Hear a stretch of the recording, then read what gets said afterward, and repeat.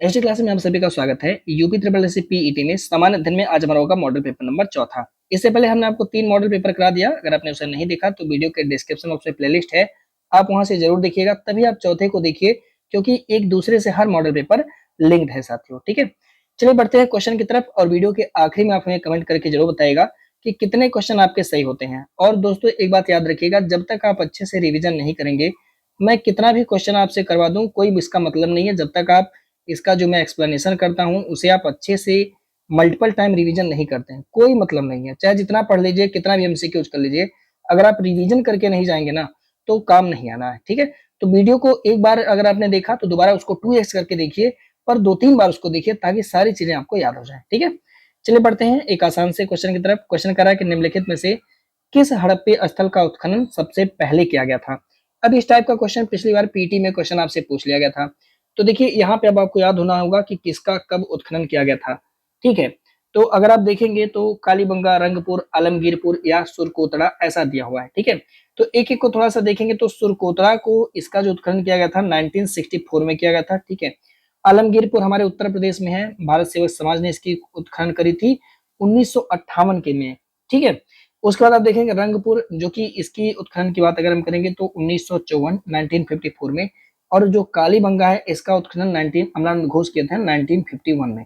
तो इन सब में कह रहा है कि सबसे पहले किसका उत्खनन किया गया था, तो हमारा जवाब हो जाएगा कालीबंगा, यानी पहला हो जाएगा प्रश्न का सही जवाब। अब ऐसे क्वेश्चन अगर आ जाएंगे तो उसको स्किप कर देना या छोड़ देना। अगर गलत मतलब कंफर्म डाटा होगा तभी करना, नहीं तो छोड़ सकते हैं, कोई बहुत बड़े तोप नहीं है। ठीक है, पर ये कुछ है जिनको आप याद कर लेते हैं तो ऐसे क्वेश्चन आप डील कर पाओगे। जैसे अगर आप ध्यान रखेंगे सूतकांगी डोर, तो यह जो है आप जानते हैं सूतकांगी डोर कहाँ पे है, पहले वाले सेशन में इस पर डिस्कस हमने किया। इसकी खोज जो है किसने करी थी, ऑरल स्टाइन ने करी थी। कब इसका उत्खनन किया था, 1927 में।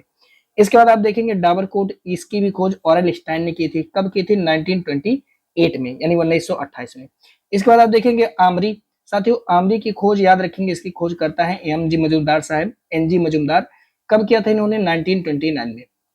इसके बाद कोटी दीजी बहुत इंपॉर्टेंट प्लेस है, इसकी खोज जे ध्रुवे साहब ने किया था 1935, यानी भारत शासन अधिनियम 1935 के समय ध्रुवे साहब ने कोटी दीजी की खोज की थी। अब आप देखेंगे तो आजादी के बाद जो है वह हमारे यहाँ खोजा गया सबसे पहला स्थल, यही पीटी में पूछा गया था कि आजादी के बाद भारत में खोजा गया पहला स्थल कौन है, तो भैया जवाब होगा आपका कालीबंगा। क्योंकि इसकी खोज किसने करी थी, अमलानंद घोष ने करी हुई थी। और यह कब करी थी, 1951 में। ऐसा पेट में पूछा जा चुका है। ठीक है, रोपड़ की खोज इसे आप याद रखिएगा, इसके खोज करता है यज्ञदत्त शर्मा, 1953 से 56 के बीच में इस यहाँ पे खोजा गया था। पर इसका डिटेल नहीं है तो 1953-56 ही इसको रखते हैं लोग। रंगपुर की बात करेंगे तो एस आर राव, आप जानते हैं गुजरात में है, एस आर राव ने इसकी खोज करी थी 1954 में। अब उत्तर प्रदेश के संदर्भ में आपको आलमगीरपुर याद रखना है, हो सकता है पेपर में ये प्रश्न आपसे पूछ ले कि उस इसका उत्खनन कब किया गया था। अगर ऐसा पूछेगा तो 1958 बताएंगे, किसके द्वारा किया गया था, तब हमारा जवाब होगा भारत सेवक समाज। इस पे स्टार लगा लीजिए, हो सकता है पेपर में आ जाए। सोतका को पाकिस्तान में है, जॉर्ज डेल्स ने इसकी खोज करी हुई थी 1962 में। जबकि सुरकोतड़ा इसे याद रखिएगा, जेपी जोशी इसकी खोज करते हैं, जगपति जोशी इनका नाम है, जेपी जोशी कब, 1964 में। तो ये डाटा आप याद रखेंगे, पेपर में बन सकता है। अगला प्रसिद्ध वाक्य सत्यमेव जयते मुंडकोपनिषद से लिया गया है, यह निम्नलिखित में से किस वेद का उपनिषद है। ठीक है, देखिए कह रहा है कि भैया ये जो सत्यमेव जयते शब्द है, आप सभी को पता है पेपर में बहुत पहले पूछता था किस उपनिषद से लिया गया है, तो मुंडको उपनिषद से लिया गया है। लेकिन अब पेपर में कह रहा है कि भैया ये जो उपनिषद है वो कौन से वेद का है, यानी कौन से वेद का, यानी किस वेद से संबंधित है मुंडको उपनिषद, ये आपसे पूछ रहा है। ऑप्शन दिया ऋग्वेद, सामवेद, यजुर्वेद और अथर्ववेद। तो याद रखेंगे साथ ही जो मुंडकोपनिषद है यह अथर्ववेद से संबंधित है, यानी प्रश्न का जो सही जवाब होगा आपका डी हो जाएगा, चौथा होगा राइट आंसर। देखिए अगर हम बात करेंगे अथर्ववेद का तो इसमें औषधियों के बारे में है। ठीक है, और इसमें तंत्र मंत्र और वशीकरण के को लेकर के चीजें दी हुई हैं। तो अथर्ववेद तो आपने ध्यान से समझ लेना है। ठीक है, कि यह जो है औषधि के बारे में है, पहली चीज। दूसरी चीज, इसका जो उपवेद है वह शिल्प वेद है, यानी शिल्प के बारे में भी जो शिल्प होता है, जैसे शिला बनते हैं घर वर का डिजाइन, मॉडलिंग वॉडलिंग, वो सब भी इसी में संबंधित था। ठीक है, इसके जो पुरोहित थे उनको ब्रह्मा कहा जाता है। ठीक है, और यहाँ पे ध्यान रखना होगा, बहुत इंपॉर्टेंट क्वेश्चन है कि अथर्ववेद का एकमात्र ब्राह्मण ग्रंथ है, कौन सा, गोपथ ब्राह्मण। तो ये पॉइंट बहुत जरूरी है, कहेगा कि गोपथ ब्राह्मण का संबंध किस वेद से है, तो आपका जवाब होगा क्या, अथर्ववेद। ठीक है, अथर्ववेद के उपनिषद की बात करेंगे तो कुछ इंपॉर्टेंट है, वैसे बहुत है पर इंपॉर्टेंट याद रखिएगा। जैसे मुंडोक उपनिषद हो गया, मांडुक्य उपनिषद हो गया, ये उपनिषदों में सबसे छोटा उपनिषद है मांडुक्य उपनिषद। इसके बाद प्रश्नोपनिषद हो गया, ठीक है। अब आप जानते हैं एक शब्द है सत्यमेव जयते, जो कहाँ से लिया गया है, मुंडुक उपनिषद से। और इसी मुंडोक उपनिषद में कहा गया है जो यज्ञ होते हैं, जो यज्ञ विधान किए जाते हैं, यह दरअसल टूटी फूटी नौकाओं के बराबर होता है, जिसपे बैठ के पार नहीं हुआ जा सकता। यानी एक तरह से आप देखिएगा तो यज्ञ की आलोचना कर रहे हैं यहाँ पे कि आप यज्ञ को टूटी फूटी नाव की तरह मानिए, अगर उस पर आप बैठेंगे तो मझधार में रह जाएंगे, पार नहीं हो पाएंगे, ठीक है। तो ऐसा ही स्टेटमेंट कहाँ पे है, मुंडकोपनिषद में है, जिसका संबंध किससे है, अथर्ववेद से। उम्मीद करता हूँ ये सारे पॉइंट आपको समझ में आ गए होंगे। अगला सवाल है, निम्नलिखित में से कौन सा सही सुमेलित नहीं है। एक तरफ साहिब दिया है जैन तीर्थंकर और दूसरी तरफ दिया है इनका निर्वाण कहाँ पे हुआ था। तो एक तरफ दिया है कौन सा सही सुमेलित नहीं है। निर्वाण का मतलब कि वो लोग अपना प्राण कहाँ पर त्याजे थे। अब जानते हैं कि एक तरीके से ये लोग अपना जो है प्राण त्यागते थे, और इन्हीं तरीकों को पालन करते हुए जो चंद्रगुप्त मौर्य है, ठीक है, उसने अपने शरीर को त्यागा था। तो चंद्रगुप्त मौर्य भी जिस तरह से जैन धर्म के अनुयायी अपना शरीर त्यागते थे, वैसे ही ये इसने भी अपना शरीर त्यागा हुआ था। तो उसी को बोला कि निर्वाण स्थल कौन सा नहीं है। तो अगर आप ध्यान रखेंगे तो जो ऋषभ नाथ थे, यानी जो पहले तीर्थंकर हुए ऋषभ देव, आप जिसे जानते हो, तो यह कैलाश पर्वत पर ही अपना शरीर जो है वो त्याग करते हैं इसको, ठीक है, अपने शरीर का वो निर्माण करते हैं साथी, ठीक है। दूसरे हैं साथी, वो है आपके अजीतनाथ। अजीतनाथ की आप बात करेंगे तो जो अजीतनाथ है यह सम्मेद पर्वत पे, ज्यादातर जो जैन धर्म के सारे अन्य लगभग आप मान के चलिएगा, इन लोगों ने जो है सम्मेद पर्वत पर ही अपने मतलब शरीर को त्यागा था। उनमें अजीतनाथ भी शामिल है। तो इन्होंने चंपापुरी में नहीं बल्कि सम्मेद पर्वत पर, ठीक है, एक पद्धति होती है संलेखना पद्धति, संलेखना पद्धति, और इसमें क्या करते हैं, अपने आप को बंद कर लेते हैं और भूखे प्यासे अपने शरीर का त्याग कर देते हैं। तो संलेखना पद्धति से चंद्रगुप्त भी एक्सपायर हुआ था, और जितने जैन तीर्थंकर हैं वो सब भी गए थे, ठीक है। तो सम्मेख पर्वत पर, यहाँ पे याद रखिएगा सम्मेख पर्वत जो है झारखंड में है, यहाँ से ये अपने आप को त्याज करते हैं, ना कि चंपापुरी। तो ये यहाँ पे बी वाला स्टेटमेंट आपका गलत जाएगा। बाकी नेमिनाथ गिरनाथ पर्वत है, महावीर स्वामी यह पावापुरी। देखिए कुछ ही लोग का, जो हमारे 24 तीर्थंकर हैं, इनमें से 4 ही 5 लोग का हमें निर्वाण याद रखना है, बाकी सभी लोग का लगभग में सम्मेद पर्वत है, ठीक है।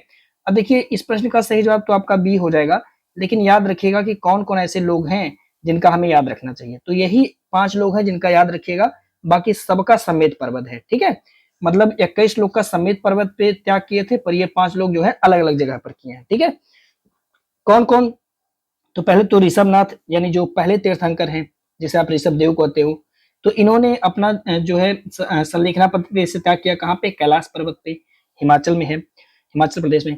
और अजीतनाथ यह जो है सम्मेद पर्वत, जो कि पारसनाथ की पहाड़ियां आप जानते हैं झारखंड में, यहाँ पे, ठीक है। वासुपुर जी की बात करेंगे तो इन्होंने चंपापुरी में अपने शरीर को त्याजा था, जो कि बिहार में है। नेमिनाथ की बात करें तो गिरनार पर्वत, जो कि गुजरात में है। महावीर इनकी पावापुरी, जो कि बिहार में। तो भैया इन 5 लोग का याद रखेंगे, इनमें से किसी का पूछेगा कि निर्वाण स्थल कहाँ पे है तो बता देना, बाकी सभी का क्या बताएंगे, सम्मेद पर्वत 21 लोग का, ठीक है। अगला, रुद्रदामन का जूनागढ़ अभिलेख, जो रुद्रदामन का जूनागढ़ अभिलेख मिला है, कार्य उसके संदर्भ में निम्नलिखित कथनों पर विचार कीजिए। इसमें चंद्रगुप्त मौर्य एवं अशोक दोनों के नामों का उल्लेख है, तो ये बात बिल्कुल सही है। इस अभिलेख के अनुसार चंद्रगुप्त मौर्य ने सौराष्ट्र प्रांत यानी गुजरात में एक झील का निर्माण कराया था, जिसका नाम है सुदर्शन झील। आपसे कह रहा है कि भाई कौन सा स्टेटमेंट सही है, तो याद रखेंगे यहाँ दोनों स्टेटमेंट बिल्कुल सही थे, सी हो जाएगा प्रश्न का राइट आंसर, ठीक है।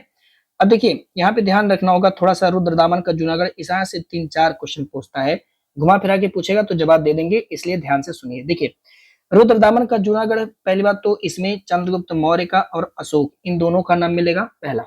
दूसरी बात कि इसी अभिलेख से हमें पता चलता है कि किसने, चंद्रगुप्त मौर्य ने, कहाँ पे, सौराष्ट्र प्रांत, जो कि गुजरात में पड़ता है, एक झील बनाया था, जिस झील का नाम है सुदर्शन झील। तो ये सुदर्शन झील का निर्माण जो है यह चंद्रगुप्त मौर्य के द्वारा किया गया। जब चंद्रगुप्त मौर्य सौराष्ट्र प्रांत में सुदर्शन झील बना रहे हैं, तो उस समय सौराष्ट्र प्रांत में जो वहां के शासक हैं वह है पुष्यगुप्त वैश्य हैं। तो इनका नाम हो सकता है आपसे ऐसे सवाल पूछे कि जब सौराष्ट्र प्रांत में चंद्रगुप्त मौर्य सुदर्शन झील बना रहे हैं, तो वहां का शासक कौन है या वहां का राज्यपाल कौन है। तो अगर ऐसा सवाल घुमा के करेगा तो आप जवाब दीजिएगा कि पुष्यगुप्त वैश्य वहां के शासक हैं, ठीक है। अच्छा, कुछ समय बाद अशोक शासन में आते हैं, तो अशोक क्या करते हैं, जो ये सुदर्शन झील बना उस झील का पुनर्निर्माण करते हैं। भाई उस झील का पुनर्निर्माण करने का मतलब कि कुछ टूट फट गया होगा, तो ये जो है वहां पे इसका पुनर्निर्माण करते हैं साथी। ठीक है, जब अशोक पुनर्निर्माण कर रहे होते तो इस समय यहाँ का शासक यवन शासक होता है तुसाफ, जिसका नाम है, यह शासक है। ठीक है, ध्यान रखेंगे। होता क्या है कि आगे एक व्यक्ति आते हैं जिनका नाम है रुद्रदामन, वहां के शासक बन जाते हैं। तो रुद्रदामन ने क्या किया कि वो जो झील है, इस झील के बांध का पुनर्निर्माण कराया। इस बात को ध्यान रखिएगा। तो झील के बांध का पुनर्निर्माण अगर पूछेगा तो आप बता दीजिएगा रुद्रदामन ने ऐसा कराया। ठीक है, और जब रुद्रदामन ये काम करा रहे तब इनके समय में जो वहां का शासक है उसे याद रखिएगा सुविशाख यहाँ का शासक है। तो इन तीनों जन का नाम याद रखिएगा। हालांकि ये जो रुद्रदामन का जूनागढ़ अभिलेख है, इसमें 4 शासक का उल्लेख किया गया। कितने शासक? 4 शासक। कौन कौन से 4 शासक हैं? तो पहला जो शासक है वह चंद्रगुप्त मौर्य है, दूसरे नंबर पे अशोक है, फिर उसके बाद रुद्रदामन है, उसके बाद जो है स्कंदगुप्त। देखिए यहाँ पे गुप्त शासक भी हैं, यानी मौर्य वंश तो है ही, इसके साथ साथ गुप्त। अब मान लीजिए क्वेश्चन कहे कि जूनागढ़ अभिलेख में कौन से वंश का उल्लेख है, तो देखिए मौर्य वंश तो है ही, इसके साथ साथ गुप्त वंश का भी उल्लेख है। तो मौर्य और गुप्त दोनों, क्योंकि स्कंदगुप्त का भी यहाँ पे उल्लेख किया गया है। ठीक है, तो जवाब दे दीजिएगा अगला।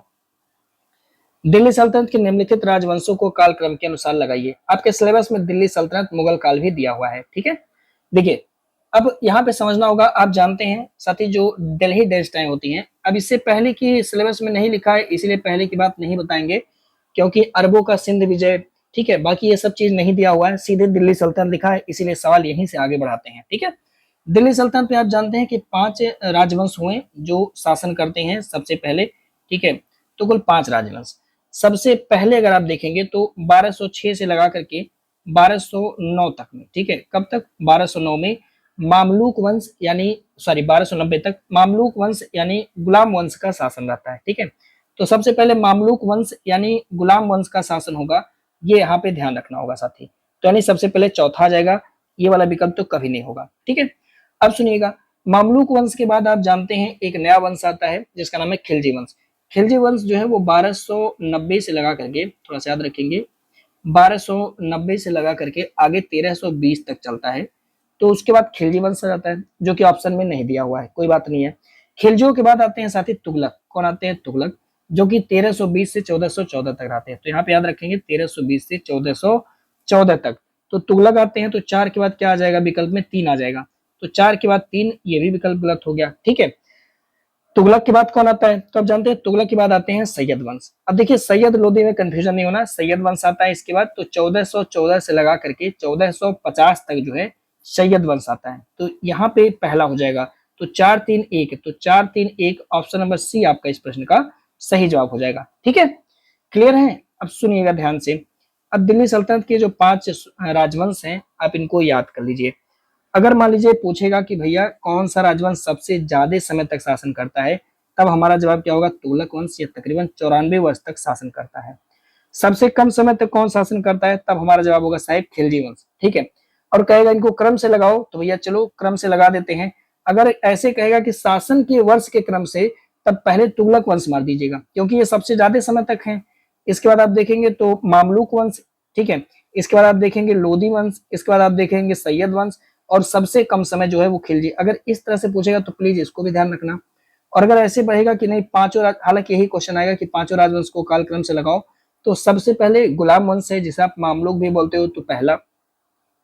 इसके बाद गुलाम के बाद खिलजी आ जाएंगे, फिर उसके बाद तुगलक आ जाएंगे, सैयद और लोदी में सबसे पहले सैयद आएगा, इसके बाद लोदी वंश आएगा। अब इन पर आने वाले समय में हम लोग टेस्ट में चर्चा एक एक पर करेंगे। अगला, निम्नलिखित में से कौन सा एक तरफ है सुधार आंदोलन और उसका शुरुआती वर्ष सही सुमेलित नहीं है? देखिए कह रहा है कौन सा सही सुमेलित नहीं है।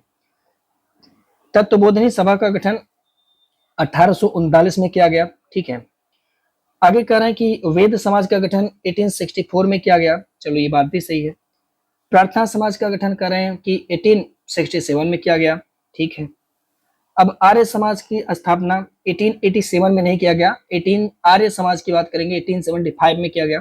तो भाई साहब यही वाला गलत विकल्प बता रहे हैं, क्योंकि यहाँ पे 1875 होना चाहिए था, 1875 ना कि 1887। तो ये वाला विकल्प हमारा यहाँ पे गलत बन जाएगा। ठीक है, तो डी हो जाएगा इस प्रश्न का राइट आंसर। कह रहा है कौन सा सही नहीं है, तो डी वाला प्रश्न आपका यहाँ पे सही नहीं है। अब समझेंगे जरा सा, ये कुछ सुधार आंदोलन है, इनका समय याद कर लीजिएगा। हो सकता है पेपर में पूछे कि धर्म सभा का गठन कब किया गया, जवाब होगा 1830। तत्वबोधिनी का गठन कब किया गया? तो जवाब होगा 1839। वेद समाज की स्थापना कब की गई? तो 1864 में। प्रार्थना समाज की स्थापना कब की जा रही है? तो 1867 में। आर्य समाज की स्थापना कब हो रही है? तो 1875 में। थियोसॉफिकल सोसाइटी, अब देखिए इन सब पर डिटेल में भी बात होगी, पर अभी रटने वाला उसको रट लीजिए, ये भी 1875 में, ठीक है। फिर उसके बाद देव समाज, देखिए देव समाज को अलग से याद रखना, 1887 में ये है। रामकृष्ण मिशन ये 1897, और इन सब में इंपॉर्टेंट ये जो आपसे पेपर में आएगा, the servant of India society की स्थापना 1905 में किया गया। यही सबसे ज्यादा इंपॉर्टेंट है, इस पर डबल स्टार लगा लीजिए, ठीक है। अगला क्वेश्चन करते हैं। All India trade union Congress की स्थापना 1920 में बंबई में की गई थी। इसके अध्यक्ष कौन थे? बहुत अच्छा क्वेश्चन है ये। मुझे लग रहा है कि इस बार समीक्षा अधिकारी में ऐसा सवाल बहुत आसान हालांकि है वहां पे, पर ये क्वेश्चन पूछा गया भाई कि जो all India trade union Congress है, ठीक है, all India trade union Congress, इसकी स्थापना 1920 में की गई है। कहाँ पे? बंबई में। इसकी अध्यक्षता कर रहे साथियों लाला लाजपत राय जी। तो इस प्रकार सही जवाब हो जाएगा प्रश्न का कौन सा? बी होगा राइट आंसर। अब जरा ध्यान से समझना इसके बारे में कुछ और बातें। सबसे पहली बात तो इसकी स्थापना याद रखिएगा कि all India trade union Congress की स्थापना 1920 में होती है। लोकेशन याद रखना बंबई। देखिए संस्थापक की बात जब आती है तो एम एन जोशी साहब की आती है नाम, कि एन एम जोशी इसके संस्थापक हैं। अब ये सवाल अभी तक पेपर में नहीं आया तो इस पर थोड़ा ध्यान रखेंगे। अध्यक्ष कौन है? तो लाला लाजपत राय है। उपाध्यक्ष कौन है? तो यहाँ पे याद रखिएगा जोसेफ बैप्टिस्टा, जो एआईटीयूसी है उसके उपाध्यक्ष हैं। यहां तक याद रखना। महामंत्री कौन थे? याद रखना दीवान चमनलाल महामंत्री हैं। अब हमारे यहाँ ऑल इंडिया ट्रेड यूनियन काहे बना था? क्योंकि इस समय आप याद रखेंगे कि 1919 में अंतरराष्ट्रीय स्तर पर अंतरराष्ट्रीय इंटरनेशनल लेबर ऑर्गेनाइजेशन की स्थापना हुई है। अब एक बहुत जरूरी सवाल है जिसे आपको याद रखना। क्या याद रखना? देखो होता क्या है कि all India trade union Congress की तरफ से आईएलओ की बैठक में, ठीक है, प्रतिनिधि के रूप में कौन भेजा जाता है? तो साथियों जो हमारे एआईटीयूसी के संस्थापक हैं, यानी श्री एम एन जोशी साहब, श्री एम एन जोशी साहब एआईटीयूसी के प्रतिनिधि बन करके अंतरराष्ट्रीय श्रम संगठन में जाते हैं। ये क्वेश्चन आपसे पूछेगा कि भैया आईएलओ में कौन गया था भारतीयों का प्रतिनिधित्व करने के लिए? तब जवाब होता है एन एम जोशी। कई सारे लोग इसका सवाल में गला जो है एकदम घोट के आते हैं, क्योंकि वो दादा भाई नौसाद जी को मार के आते हैं। नौसाद जी, ठीक है, मतलब वो महाराष्ट्र से भी सूती मिल से संबंधित है, तो उल्टा सीधा क्वेश्चन करके आते हैं, पर ऐसा नहीं, ध्यान रखना इसको। एनएम जोशी साहब ये इंटरनेशनल लेबर ऑर्गेनाइजेशन में एआईटीयूसी के प्रतिनिधि बन के जाते हैं, ठीक है। और उपाध्यक्ष और महामंत्री दीवान चमनलाल जी हैं, इनको भी थोड़ा ध्यान रखना है। अगला नेक्स्ट क्वेश्चन है, निम्नलिखित कथनों पर विचार कीजिए तथा नीचे दिए गए कोड से सही विकल्प का चयन कीजिए। भारत में पुलिस सेवा का जन्मदाता लॉर्ड कॉर्नवालिस को माना जाता है। ये बात सही है, लॉर्ड कॉर्नवालिस को ही हम यहाँ पुलिस सेवा का जन्मदाता मानते हैं, बिल्कुल सही है। कॉर्नवालिस एकमात्र गवर्नर जनरल है जिसकी समाधि भारत के गाजीपुर में है, तो ये बात भी सही है। आप जानते हैं लॉर्ड कॉर्नवालिस की समाधि गाजीपुर में है, तो बिल्कुल दोनों विकल्प आपके सही हो जाएंगे। सही जवाब हो जाएगा प्रश्न का कौन सा? सी आपका राइट आंसर। अब कॉर्नवालिस के बारे में थोड़ा बहुत हम लोग पढ़ लेते हैं। देखिए कॉर्नवालिस ने क्या किया, सबसे पहले तो आप देखेंगे 1789 ईस्वी में इसने दासों के व्यापार पर रोक लगा दिया, यानी जो दास प्रथा, दासों का व्यापार होता था वो अब नहीं हो पाएगा, ठीक है। इसे भारत में हम सिविल सेवा पहला, दूसरा पुलिस सेवा का जन्मदाता, यानी 2 पॉइंट याद रखना कि सिविल सेवा का जन्मदाता भी लॉर्ड कॉर्नवालिस है और पुलिस सेवा का जन्मदाता भी यही है साहब, है ना। सिविल सेवा के लिए आप जानते हैं कि 1853 का जो भारत शासन अधिनियम आता है उसके तहत से सिविल सेवा की परीक्षा प्रतियोगितात्मक करा दिया गया था, इसलिए ब्रिटेन में सिविल सेवा की परीक्षा हो रही थी, ठीक है। लेकिन 1923 से सिविल सेवा की परीक्षा जो है वो भारत में कराई जाने लगी। पहले तो इलाहाबाद में हुआ था, ठीक है, उसके बाद जो है भारत के अन्य क्षेत्रों में कराया गया। अब जानते हैं कि 1863 में इंडियन सिविल सर्विसेज में चयनित वाले पहले भारतीय हमारे सत्येंद्रनाथ टैगोर जी हैं, ठीक है। तो सत्येंद्रनाथ टैगोर कब पास करते हैं? तो 1863 में आईसीएस में उत्तीर्ण होते हैं, ठीक है। अब देखेंगे तो लॉर्ड कॉर्नवालिस ने सबसे पहले 1793 में बंगाल में अस्थायी बंदोबस्त को लागू करता है। यहीं पर एक व्यक्ति का नाम आता है आरसी दत्त, ठीक है। आरसी दत्त ने भी अस्थायी बंदोबस्त का समर्थन किया हुआ है। अब जानते हैं कॉर्नवालिस एकमात्र गवर्नर जनरल है जिसकी समाधि कहाँ पे है? भारत के गाजीपुर में है, ठीक है। अगला क्वेश्चन कर रहा है कि बंगाल ब्रिटिश इंडिया सोसाइटी की स्थापना निम्नलिखित में से किसके द्वारा किया गया था? अब देखिए यहाँ पे एक क्वेश्चन आपसे पेपर में पिछली बार पूछा था, हो सकता है पूछ ले, लेकिन ये सवाल थोड़ा पेचीदा है। इसका जवाब हालांकि होगा जॉर्ज थॉमसन, तो सी हो जाएगा इस प्रश्न का सही जवाब। अब कुछ संस्थान है, इस पर थोड़ा सा आपको ध्यान रखना होगा। जैसे बंगाल ब्रिटिश इंडिया सोसाइटी, इसकी स्थापना जॉर्ज थॉमसन ने किया था 1843 में, याद करना पड़ेगा। ब्रिटिश इंडियन एसोसिएशन, राजा राधाकांत देव ने इसकी स्थापना करी हुई थी 1851 में, ठीक है। इंडियन लीग, ये बहुत ज्यादा इंपॉर्टेंट है, इसको थोड़ा स्टार बनाना। बाबू शिशिर कुमार घोष ने इसकी स्थापना करी है 1875, बहुत ज्यादा इंपॉर्टेंट है। फिर इसके बाद देखेंगे कलकत्ता स्टूडेंट एसोसिएशन, बहुत ज्यादा इंपॉर्टेंट नहीं है, पर आनंद मोहन बोस ने किया था। इसके बाद डबल स्टार बनाएगा इंडियन एसोसिएशन, जिसे भारतीय संघ लिख करके भी पेपर में देगा भैया, ये हिंदी मतलब है कि भारतीय संघ, ठीक है।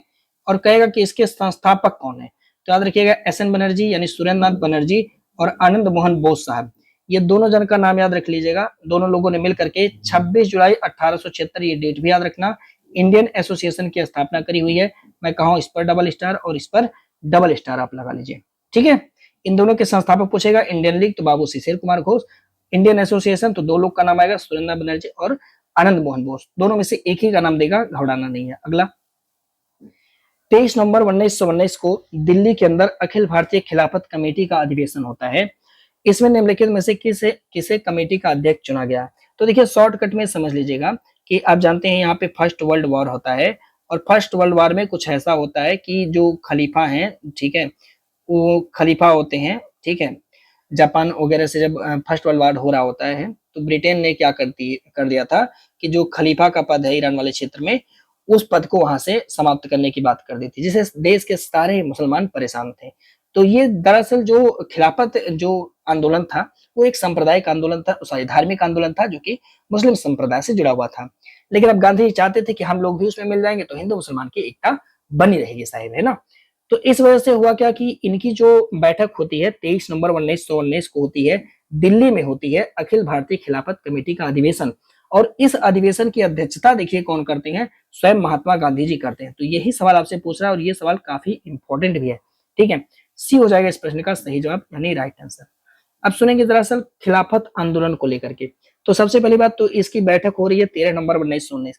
अब देखिए पेपर में जब ये सवाल आता है कि इसका गठन कब किया गया, तो कई सारे कंफ्यूजन होते हैं।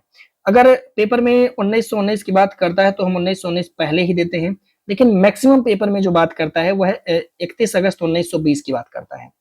तो आप वहां पे ध्यान रखिएगा इस चीज को, ठीक है। हालांकि इनकी जो बैठक हो रही है, तो अखिल भारतीय खिलाफत कमेटी की बैठक 23 नवंबर 1919 को हो रही है, दिल्ली में हो रही है, जहां पे गांधी जी को अध्यक्ष चुना गया है। इसके बाद 31 अगस्त 1920 के दिन को खिलाफत दिवस के रूप में मनाया जाता है। और पेपर वाला पता नहीं कैसे कोड करते हैं वो लोग कि इसी दिन को मान लेते हैं कि खिलाफत यहीं से शुरू होता है, ठीक है। आगे देखेंगे सितंबर 1920 में कलकत्ता में एक विशेष अधिवेशन बुला लिया जाता है। विशेष अधिवेशन कभी कभी होता था भारतीय राष्ट्रीय कांग्रेस का, तो इस विशेष अधिवेशन की अध्यक्षता स्वयं लाला लाजपत राय करते हैं। और यहीं पर जो है एक आंदोलन और चलाने की बात होती है, जिसका नाम है असहयोग आंदोलन। खिलाफत तो चल ही रहा था, गांधी जी ने कहा हम असहयोग आंदोलन भी चलाएंगे, लेकिन वहां पे सी आर दास यानी चितरंजन दास जिनका नाम है साथी, इन्होंने कहा कि नहीं, यही ये सब काम नहीं करेंगे। क्यों ऐसा कहा था? क्योंकि 1919 के भारत शासन अधिनियम में आगे चल के जब आपको पढ़ाएंगे, तो भारत शासन अधिनियम 1919 में जो केंद्रीय विधान परिषद बनी थी, वहां पे चुनाव होने वाला था। सी आर दास चाहते थे कि हम लोग उसके अंदर शामिल हों, लेकिन गांधी जी ने कहा जब हम असहयोग आंदोलन चलाएंगे तो सब कुछ त्याग देना पड़ेगा। इवन दो यहाँ की जो केंद्रीय विधानसभा विधान परिषद बनी है 1919 के तहत, इन सबको भी त्याग देना पड़ेगा। तो इसलिए नाराजगी थी सी आर दास की स्टार्टिंग में, बाद में खुश हो गए थे, तो इन्होंने असहयोग आंदोलन का समर्थन भी किया था। तो हमसे सवाल यही पूछेगा कि किसने इसका विरोध किया, तो जवाब होगा सी आर दास। अगर पूछेगा कलकत्ता के विशेष अधिवेशन की अध्यक्षता कौन किया, तो जवाब होगा लाला लाजपत राय। खिलाफत दिवस कब मनाया जाता है, तो जवाब होगा 31 अगस्त 1920 को, ठीक है। अगला, विष्णु गंगा और धौली गंगा के मिलान यानी संगम स्थल को निम्नलिखित में से किस नाम से जाना जाता है?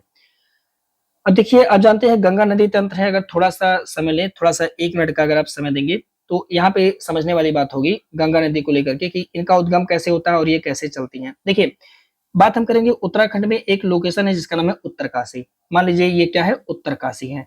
अब ये उत्तरकाशी कहाँ पे है, तो जवाब होगा आपका उत्तराखंड। ये उत्तरकाशी समझ लीजिए एक लोकेशन है जो कि कहाँ पे है, उत्तराखंड में है। यहीं पर एक ग्लेशियर है और इस ग्लेशियर का नाम याद रखेंगे गंगोत्री ग्लेशियर, ठीक है, गंगोत्री ग्लेशियर।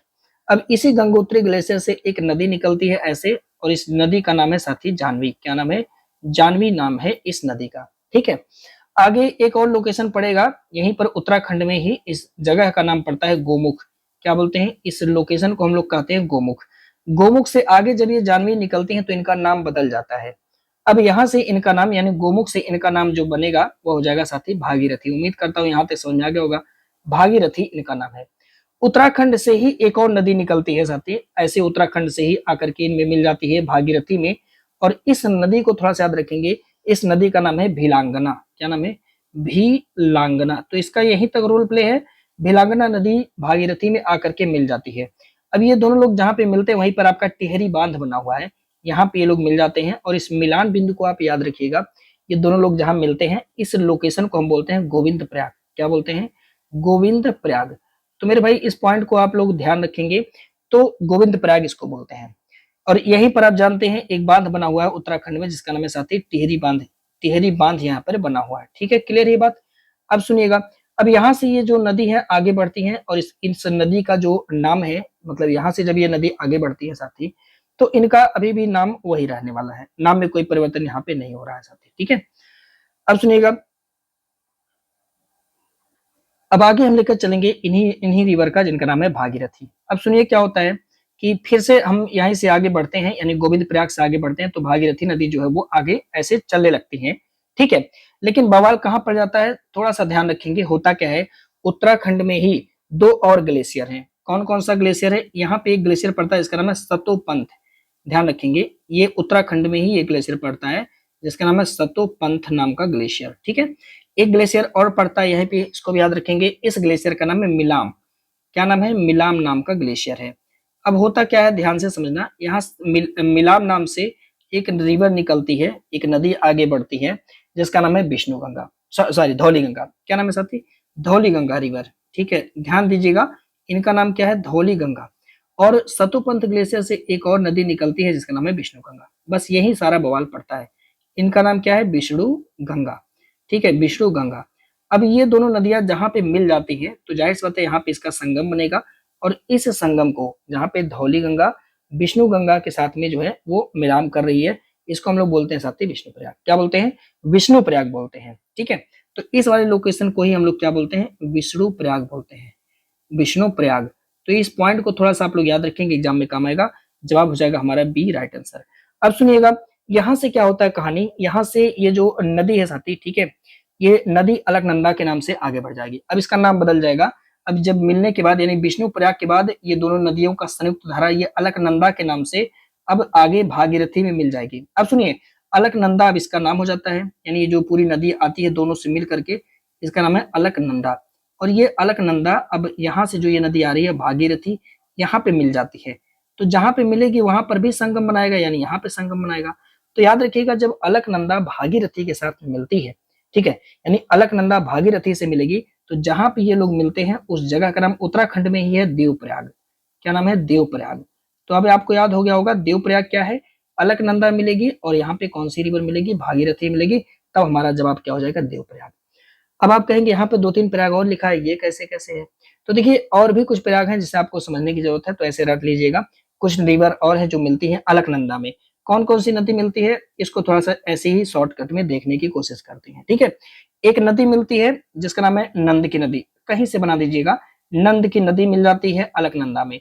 तो नंद की नदी और अलकनंदा जहां पे मिलती है उसका नाम है नंद प्रयाग। ठीक है, नंद की नदी अलकनंदा जहां मिलेंगी नदी जो है उस जगह का नाम क्या हो जाएगा? आपका नंद प्रयाग हो जाएगा।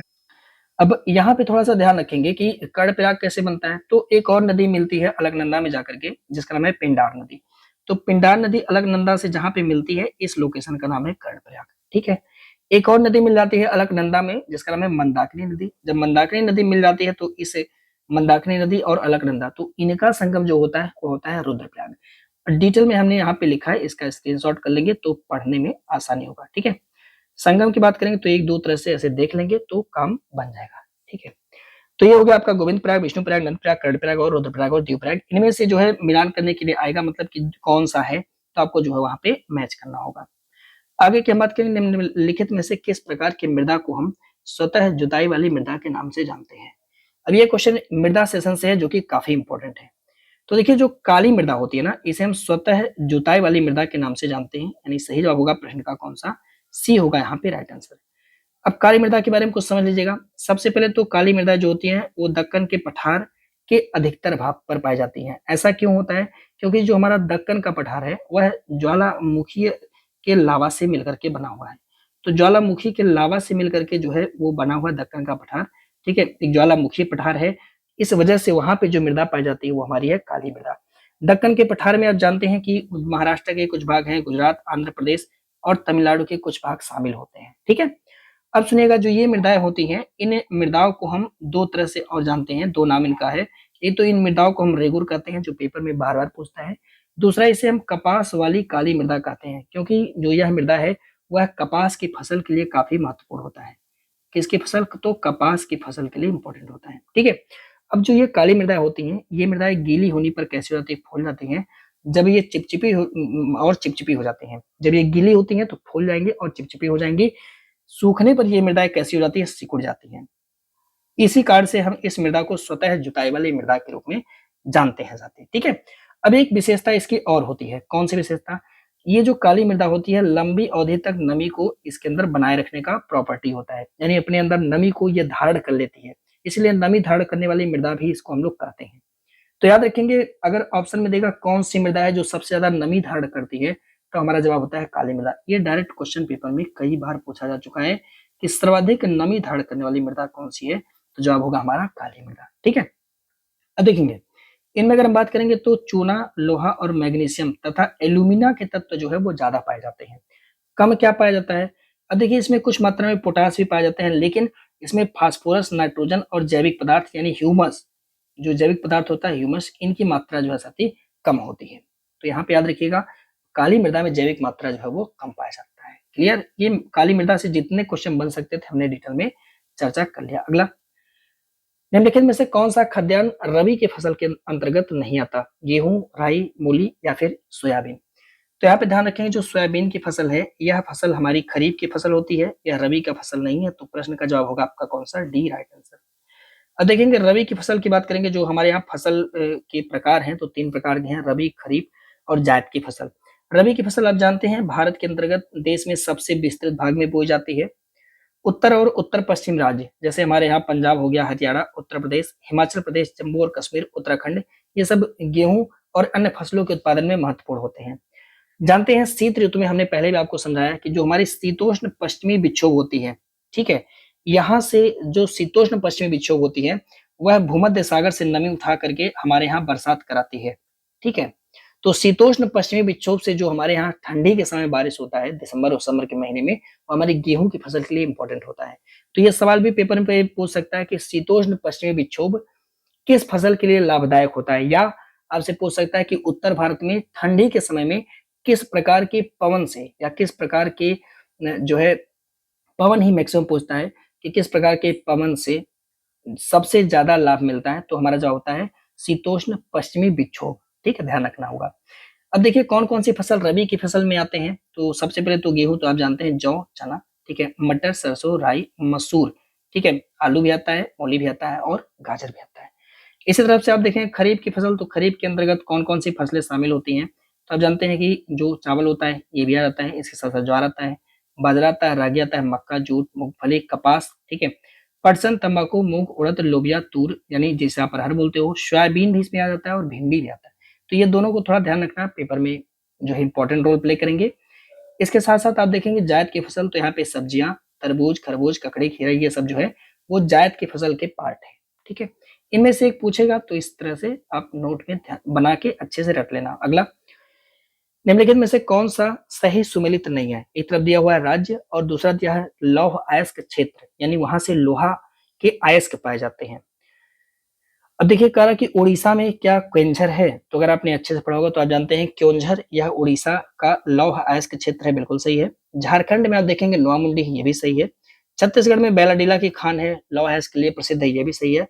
लेकिन खम्मान यह जो है यहाँ पे नहीं है साथी, ठीक है। जो खम्मान है यह कर्नाटका में नहीं है बल्कि आंध्र प्रदेश में है। तो खम्मान लौह अयस्क क्षेत्र है, कोई डाउट नहीं है, लेकिन यह कर्नाटक में नहीं है बल्कि कहाँ पे है? आंध्र प्रदेश देश में है, आंध्र प्रदेश राज्य में।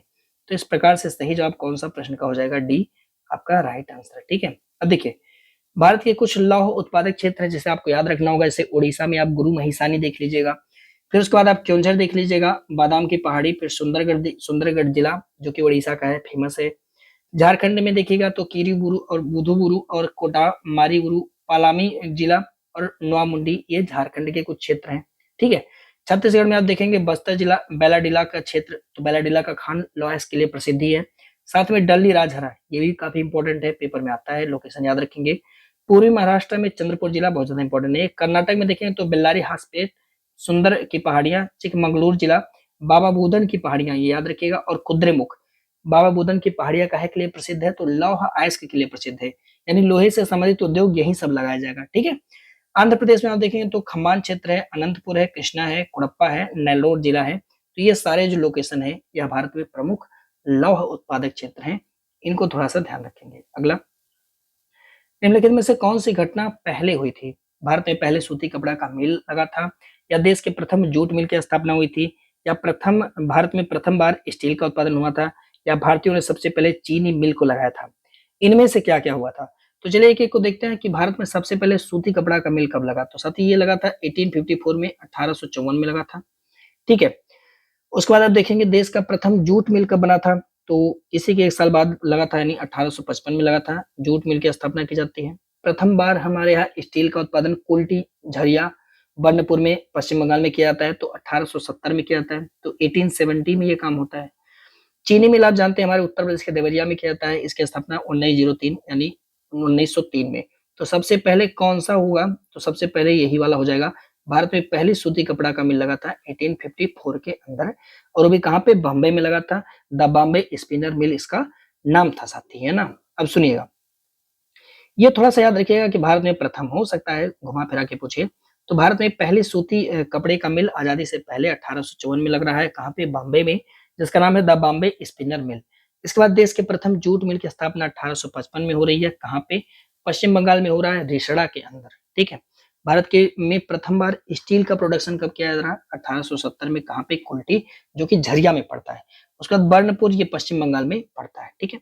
फिर उसके बाद देखेंगे भारतीयों द्वारा प्रथम चीनी मिल का उद्घाटन, यह जो है 1903 में किया जा रहा है, कहाँ पे, देवरिया उत्तर प्रदेश के अंदर। ठीक है। अगला करेंगे नेक्स्ट, संविधान सभा में कई छोटी बड़ी समितियां थी, जिसमें प्रांतीय संविधान समिति का अध्यक्ष निम्नलिखित में से कौन था? अब देखिए, आप जानते हैं संविधान सभा में वैसे कई सारी समितियां हैं ही, छोटी भी थी, बड़ी भी समितियां मिली हुई थी, लेकिन कह रहा है कि जो प्रांतीय संविधान समिति थी उसके अध्यक्ष कौन बनाए गए थे? तो प्रांतों से संबंधित थे हमारे स्वर मतलब श्री पटेल जी, तो सरदार वल्लभ भाई पटेल जी थे, यानी बी हो जाएगा आपका राइट आंसर, प्रश्न का सही जवाब। अब देखिए कुछ कमेटी हैं, उनके सदस्य आपको याद रखना होगा, जो बड़ी समितियां हैं, बाकी आने वाले समय में हम छोटी समितियों पर भी डिस्कस करेंगे। जवाहरलाल नेहरू आप जानते हैं, यह स्वयं संघ शक्ति समिति के अध्यक्ष होते हैं, संघीय संविधान समिति के अध्यक्ष थे। सरदार पटेल जी प्रांतीय संविधान समिति के अध्यक्ष हैं, बल्कि जो मौलिक अधिकार से संबंधित बातें होती थी उसके समिति के अध्यक्ष बनाए गए थे।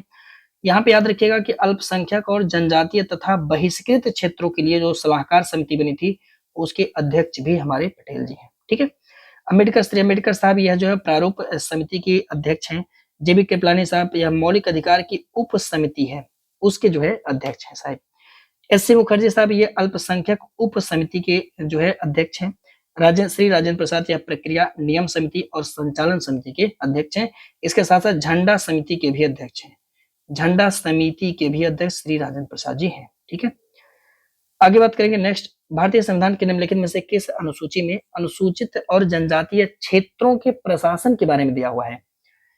ये जो है सवाल बहुत अच्छा है, क्योंकि पेपर में बनता है, अनुसूचियों से सवाल आते रहते हैं। ठीक है। कह रहा साथी दूसरी, तीसरी, चौथी या फिर पांचवी अनुसूची, बहुत जो है गर्मी का सीजन है, तो आप लोग से मेरा एक रिक्वेस्ट है यार, लाइक वाइक कर दिया करें, और जो लोग सब्सक्राइब नहीं किए एटलीस्ट वो सब्सक्राइब तो कर दें, शेयर वेयर भी आप लोग किया करें। वाकई में यकीन मानिए बहुत ज्यादा गर्मी का वेदर है, लेकिन फिर भी क्लास पूरा करके छोड़ेंगे, है ना। करा कि कौन सी अनुसूची में है, तो आप जानते हैं कि अनुसूचित और जनजातीय क्षेत्रों का प्रोविजन हमारी 5वीं अनुसूची में मेंशन किया हुआ है, यानी प्रश्न का सही जवाब होगा आपका डी हो जाएगा, चौथा यहाँ पर राइट आंसर। देखिए बात करेंगे अनुसूची, तो 6 तक यही समझ लेते हैं, 6 से आगे अगले वीडियो में समझ लेंगे। तो पहली अनुसूची में आप जानते हैं जो भारत के राज्य हैं उनके नाम दिए गए हैं, 28 राज्य। इसके साथ साथ इनके जो न्यायिक क्षेत्र हैं, लिमिटेशन, उसके बारे में भी उपबंध है। इसके साथ साथ जो हमारे संघ राज्य हैं, इनके बारे में दिया गया है, उनके नाम और उनकी जो लिमिटेशन है, उनकी सीमाएं वो हमारी पहली अनुसूची में दी हुई है। ठीक है, यानी राज्यों से संबंधित अगर कोई काम किया जाएगा तो पहली अनुसूची डिस्टर्ब हो जाएगी। दूसरा काम है दूसरी अनुसूची, कुछ पदाधिकारी होते हैं जैसे राष्ट्रपति हो गए, फिर राष्ट्रपति साहब हो गए, उपराष्ट्रपति साहब हो जाते हैं। इनके साथ-साथ जो हमारे लोकसभा स्पीकर हैं, अध्यक्ष हैं, उपाध्यक्ष हैं, राज्यसभा के उपाध्यक्ष और भी जो लोग हैं, इनके जो भत्ते हैं, विशेषाधिकार हैं और इनसे संबंधित अन्य जो प्रावधान हैं, वो सब दूसरी अनुसूची में दिया गया है। ठीक है? फिर इसके बाद देखेंगे तीसरी अनुसूची में कुछ उम्मीदवार होते हैं, जिनके द्वारा ली जाने वाली शपथ का यहाँ पे प्रारूप दिया हुआ है कि जैसे हम भारत के लोग शपथ लेंगे या मैं भारत का नागरिक हूँ, ऐसा शपथ लेंगे। वो प्रारूप जो है यहाँ पे दिया हुआ है। याद रखेंगे राष्ट्रपति का प्रारूप यहाँ पे नहीं है और ना ही उपराष्ट्रपति, ना ही राज्यपाल का। ठीक है? आगे चल के उन पर चर्चा होगी, घबराइए मत। चौथी अनुसूची की बात करेंगे तो साथियों, राज्य और केंद्र शासित प्रदेश के लिए राज्यसभा में सीटों का आवंटन। अब ये पता नहीं क्यों बार-बार इसको बार-बार पूछते हैं कि राज्यसभा में जो सीटें आवंटित की गई हैं, वो चौथी अनुसूची के अनुसार की जाती हैं। अब देखिए 5वीं और 6ठी इन दोनों को याद रखेंगे। जो 5वीं अनुसूची है, वह जो हमारे अनुसूचित और जनजातीय क्षेत्र हैं, उनमें प्रशासन कैसे करेंगे, उनको नियंत्रण में कैसे करेंगे, इसका उपबंध दिया गया है और ये पावर राष्ट्रपति के पास है, आपको पता होगा। अब 6वीं अनुसूची में 4 राज्यों का नाम याद रखना होगा। पहला राज्य असम है, उसके बाद मेघालय, उसके बाद त्रिपुरा और उसके बाद मिजोरम। इन 4 राज्यों के जो जनजातीय क्षेत्र हैं, उनके लिए अलग से प्रशासन करने का उपबंध ये हमारे 6वीं अनुसूची में किया गया है। सवाल पूछता है कि 6वीं अनुसूची में निम्नलिखित में से किस राज्य का नाम नहीं है? तो यही चारों का नाम है असम, मेघालय, त्रिपुरा और मिजोरम। इसके बाद जो भी ऑप्शन में होगा वही हमारा गलत हो जाएगा। ठीक है? अगला, निम्नलिखित में से किस अनुच्छेद में वर्णित मौलिक अधिकार केवल भारतीय नागरिकों को प्राप्त है? अब जानते हैं मौलिक अधिकार कुछ भारतीयों को प्राप्त है, कुछ विदेशियों को भी प्राप्त है। तो कह रहा कि केवल भारतीय नागरिकों को प्राप्त है। ठीक है? अब देखिए अगर आप देखेंगे अनुच्छेद 14 तो ये सबको प्राप्त है, भारतीयों को भी प्राप्त है, विदेशियों को भी प्राप्त है। ठीक है? अनुच्छेद 14 सबको प्राप्त है। 20 ये भी सभी को प्राप्त है, 21 भी सभी को प्राप्त है, लेकिन जो अनुच्छेद 16 है, लोक नियोजन के विषय में अवसर की समता, ये जो है सिर्फ और सिर्फ भारतीयों को प्राप्त है। इस कार्ड से सही जवाब प्रश्न का कौन सा हो जाएगा? आपका पहला ए होगा प्रश्न का राइट आंसर।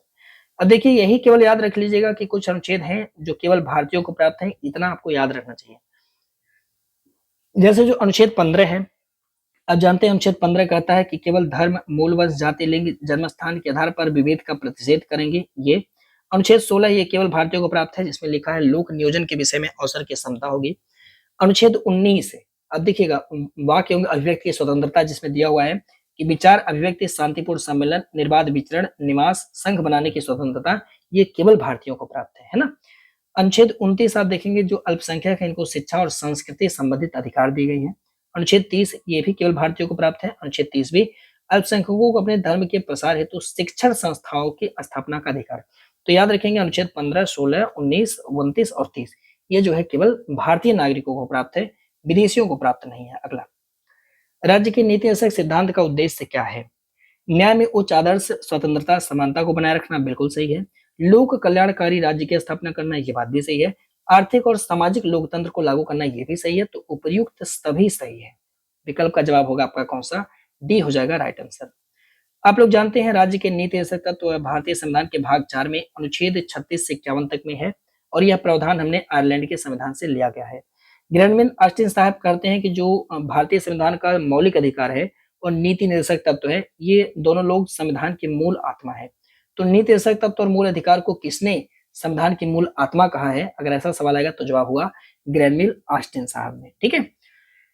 निर्देशक तत्व का उद्देश्य क्या है कि न्याय में उच्च आदर्श को बनाए रखेंगे, साथ में लोक कल्याणकारी राज्य का निर्माण करेंगे, आर्थिक और सामाजिक लोकतंत्र की स्थापना करेंगे। हालांकि आप जानते हैं जो हमारा राज्य के नीति निर्देशक तत्व के अनुच्छेद हैं, यानी अनुच्छेद 36 से 51, इनमें जो भी बातें लिखी गई हैं वह गैर न्यायोचित हैं। इसका मतलब कि अगर उसके खिलाफ सरकार कोई कानून बना देती है तो हम नहीं कह सकते सुप्रीम कोर्ट में कि यह जो है हमारा अधिकार है, आप इसको कैसे बंद कर रहे हो। तो गैर न्यायोचित का मतलब कि इसको लेकर के हम न्यायालय में चैलेंज नहीं कर सकते, जबकि जो हमारी फंडामेंटल राइट है अगर उसके खिलाफ कुछ होता है तो हम न्यायालय में जो है याचिका दे सकते हैं। ठीक है? तो ये थोड़ा पॉइंट ध्यान रखेंगे। अगला, निम्नलिखित में से किस देश के संविधान में नागरिकों के मौलिक कर्तव्यों का वर्णन नहीं किया गया है? देखिए बहुत सारे देशों में तो ऐसा है कि नागरिकों के मूल कर्तव्य के बारे में है, लेकिन कुछ ऐसे देश हैं जो अपने यहाँ मूल कर्तव्य जैसा फंडामेंटल नहीं रखते हैं। उनमें से एक हमारा देश अमेरिका भी पड़ता है और जर्मनी भी पड़ता है। तो अमेरिका, जर्मनी इन दोनों में नहीं है, रूस में है। तो इस कार्य से कारण नहीं है तो डी आपका हो जाएगा, यानी ए और बी दोनों ऐसे देश हैं जहां पर फंडामेंटल ड्यूटी नहीं दिया गया है। जो फंडामेंटल ड्यूटी है, यानी जिसका नाम है मौलिक कर्तव्य, वो चीज नहीं दिया गया है। बाकी हमने रूस के संविधान से ही मौलिक कर्तव्य लिया है, तो सी वाला विकल्प हो ही नहीं सकता, है ना। अब देखेंगे जरा सा मूल कर्तव्य की बात करेंगे तो अब जानते हैं भारतीय संविधान में हमने इसे रूस के संविधान से लिया गया है। कुछ लोकतांत्रिक देश हैं जैसे America, Canada, France, Germany, Australia, ये ऐसे देश है जो अपने यहाँ मूल कर्तव्य का उल्लेख नहीं करते। इनके संविधान में स्पष्टता है कहीं भी मूल कर्तव्य यानी फंडामेंटल ड्यूटी का उल्लेख नहीं किया गया है। भारत में आप जानते हैं कि 1976 के अंतर्गत एक समिति बनाई थी कांग्रेस सरकार ने, जिसका नाम था स्वर्ण सिंह समिति। इस समिति ने ही कहा था कि फंडामेंटल ड्यूटी जैसा शब्द संविधान में जोड़ दीजिए। आगे चल के एक संविधान संशोधन होता है, 42वां संविधान संशोधन 1976 में, और स्वर्ण सिंह समिति की बात सरकार मान लेती है। इसके तहत भारतीय संविधान में एक भाग जोड़ा जाता है जिसका नाम था भाग 4 क, और इसके तहत अनुच्छेद 51 एक यानी अनुच्छेद 51 क भी संविधान में जोड़ा गया है, जिसमें जो है मूल कर्तव्य के बारे में उपबंध दिया गया। क्या ये बात क्लियर हो गई? कौन सी समिति है? तो स्वर्ण सिंह समिति का नाम थोड़ा सा ध्यान रखिएगा। भाग 4 के अनुच्छेद 51 के जोड़ा गया है साहब, है ना। अगला, वायु की गति निम्नलिखित में से किसके द्वारा मापा जाता है? तो ये तो बहुत ही आसान सा सवाल है। बैरोमीटर, एनीमोमीटर, हाइड्रोमीटर या विंडवेन। तो भाई कुछ लोग तो जवाब विंडवेन लगा देंगे, गलत कर देंगे, है ना। एनीमोमीटर के माध्यम से आप जानते हैं वायु की गति को मेजरमेंट किया जाता है, यानी सही जवाब हो जाएगा प्रश्न का कौन सा? बी होगा यहाँ पे राइट आंसर। सोनार का प्रयोग आप जानते हैं यह नौ संचालक के द्वारा किया जाता है समुद्र की गहराई को मेजरमेंट करने के लिए। एनीमोमीटर के द्वारा जानते हैं आप पवन की वेग को मेजरमेंट करते हैं। जो पायरोमीटर होता है वो अत्यधिक उच्च तापमान का मेजरमेंट करता है, हाई टेम्परेचर। यहाँ तक कि आप देखेंगे 2000 केल्विन के आसपास का टेम्परेचर भी, सॉरी डिग्री सेल्सियस के आसपास का टेम्परेचर भी इसी से मेजरमेंट किया जाता है, ठीक है। इसे हम विकिरण तापमापी भी कहते हैं। किसे? पायरोमीटर को विकिरण तापमापी भी कहते हैं। एक और होता है पायर हीलियोमीटर, जो कि सोलर रेडिएशन को मेजरमेंट करता है। मैनोमीटर से हम गैसों का दाब वगैरह मेजरमेंट करते हैं। अगला, निम्नलिखित में से चिकित्सा विज्ञान की कौन सी शाखा यकृत उपचार और अध्ययन संबंधित है? यकृत के उपचार और अध्ययन से संबंधित है। अच्छा, जीव विज्ञान की कौन सी शाखा? ऐसा तो यकृत कैसा होगा? तो आप जानते हैं जो हेप्टोलॉजी होता है, हेप्टोलॉजी में हम लीवर, ना केवल लीवर, जो हमारे पित्ताशय, गॉल ब्लैडर होते हैं, अग्न्याशय होते हैं, पेनक्रियाज, इन सब का भी स्टडी करते हैं, हेप्टोलॉजी। तो हेप्टोलॉजिस्ट से जब आप मिलेंगे तब जो है वो यकृत वगैरह का चेकिंग वगैरह करते हैं। तो जवाब होगा आपका बी इस प्रश्न का सही जवाब, ठीक है। अब देखिए कुछ जीव विज्ञान की शाखाएं आप जानते हैं, जैसे आप हेप्टोलॉजी में तो आपने सीख ही लिया कि यकृत, पित्ताशय की थैली, अग्न्याशय के उपचार और अध्ययन। हेल्कोलॉजी में अल्सर जो होता है उसका अध्ययन किया जाता है। जीरिएट्रिक्स में बुजुर्गों के स्वास्थ्य को कैसे देखभाल करेंगे उसका अध्ययन है। एंड्रोलॉजी में पुरुषों में बांधपन व यौन रोग की समस्या जो होती है उसका अध्ययन। हॉर्टिकल्चर आप जानते हैं सब्जी, फल, फूल जैसे जो उच्च मूल्य वाली फसलें होती हैं उनका अध्ययन करते हैं। साइटोलॉजी में आप जानते हैं ये कोशिकाओं का अध्ययन है, ये सभी जानते हैं। अगला, निम्नलिखित में से किस कोशिकीय घटक को कोशिका के प्रोटीन का कारखाना कहा जाता है? अब देखिए बहुत ही आसान सा सवाल है। अगर आपने अच्छे से थोड़ा सा सेल पढ़ा होगा तो ये सेल का सबसे बाहरी परत होता है, ठीक है, जिसे आप लोग कोशिका झिल्ली कहते हो। कोशिका झिल्ली की प्रकृति कैसी होती है इस पर हमने पहले वीडियो में आपसे चर्चा कर लिया। कोशिका झिल्ली के अंदर भरा रहता है कोशिका द्रव्य, ये सभी आप सभी को पता होगा। और इस कोशिका द्रव्य के अंदर होते हैं कोशिका के मतलब अंग, जैसे आप कोशिकांग के नाम से जानते हो। इसमें बहुत सारे अंग होते हैं। इसी के अंदर आप जानते हैं कि एक मिलता है, इसका नाम है माइटोकॉन्ड्रिया मिलता है, ठीक है। लेकिन इन सब के अतिरिक्त आप देखेंगे तो कई सारे होते हैं। माइटोकॉन्ड्रिया की संख्या निश्चित नहीं होती है किसी भी कोशिका के अंदर। पहली बात तो यही याद रखिए कि जो माइटोकॉन्ड्रिया होती है इसकी संख्या निश्चित नहीं होती है। जिस हिसाब से जिसको ऊर्जा की जरूरत होती है उसी हिसाब से ये बन जाता है। लेकिन इसी के अंदर आप जानते हैं एक और दुनिया पाई जाती है जिसका नाम है साथियों केंद्रक। कुछ में केंद्रक पाया जाता है जो प्लांट में नहीं पाया जाता, लेकिन जो जीव है उनके अंदर केंद्रक नाम का एक जो है दुनिया पाया जाता है, ठीक है। ये हो गया साथी केंद्रक। अब इस केंद्रक में आप जानते हैं केंद्रक के अंदर ही सारी चीजें, सारी दुनियाएं पाई जाती हैं। अब इसी केंद्रक के अंदर आप पाएंगे तो वैसे तो बहुत सारी चीजें पाई जाती हैं, लेकिन क्रोमेटिन की एक जालिका भी इसी के अंदर केंद्रक के अंदर साथियों पाया जाता है, ठीक है। और इसी में एक छोटे छोटे येलो कलर के आप देखेंगे केंद्र के अंदर, आपको कैसे हम बताएं तो ये जो है इस तरह से क्रोमेटिन की ऐसे ऐसे जालिकाएं पाई जाती हैं साहिब, है ना, जालिकाएं पाई जाती हैं इस तरह से। और यहीं पर जो है जो जहां से सारे रसली वगैरह निकले रहते हैं ऐसे करके, ठीक है, इसे हम बोलते हैं सेंट्रियोज यानी केंद्रिका, जो ये गाढ़ा वाला पॉइंट हो जाएगा, आप गूगल सर्च कर लेना, इसी को हम बोलते हैं साथी केंद्रिका। और यही केंद्रिका से निकलता है राइबोसोम नाम का एक छोटा छोटा येलो कलर का पार्ट होता है, ये राइबोसोम यहाँ से निकलता है साथी। और राइबोसोम जो है मुख्यतः किसका बना होता है, तो यही पॉइंट आपको समझना होगा। जो राइबोसोम होता है इसके अंदर दो चीजें पाई जाती हैं, एक तो प्रोटीन होता है, एक आरएनए होता है। तो प्रोटीन और आरएनए ये दोनों होता है, यहाँ से आपको राइबोज मिलेगा, ठीक है। और ये राइबोज में दो चीजें होती हैं, एक तो आपको मिलेगा इसके अंदर प्रोटीन और दूसरे साथियों आरएनए, ये दोनों चीज यहाँ पे मिलते हैं, ठीक है। अब इसी वजह से जो हमारा राइबोसोम होता है इसी को हम कोशिका का प्रोटीन का कारखाना कहते हैं, क्योंकि यहीं से जो है ये निकलते रहते हैं, ठीक है, राइबोसोम निकलते रहते हैं। अब राइबोसोम चूंकि निकलते रहते हैं, ठीक है, इस वजह से इसे हम प्रोटीन का कारखाना कहते हैं। तो जो राइबोसोम्स होते हैं इन्हें ही हम कहते हैं कोशिका के प्रोटीन का कारखाना साहब, है ना। अब थोड़ा सा समझेंगे, देखिए राइबोसोम के बारे में क्या क्या पूछ सकते हैं ऐसे समझ लीजिएगा।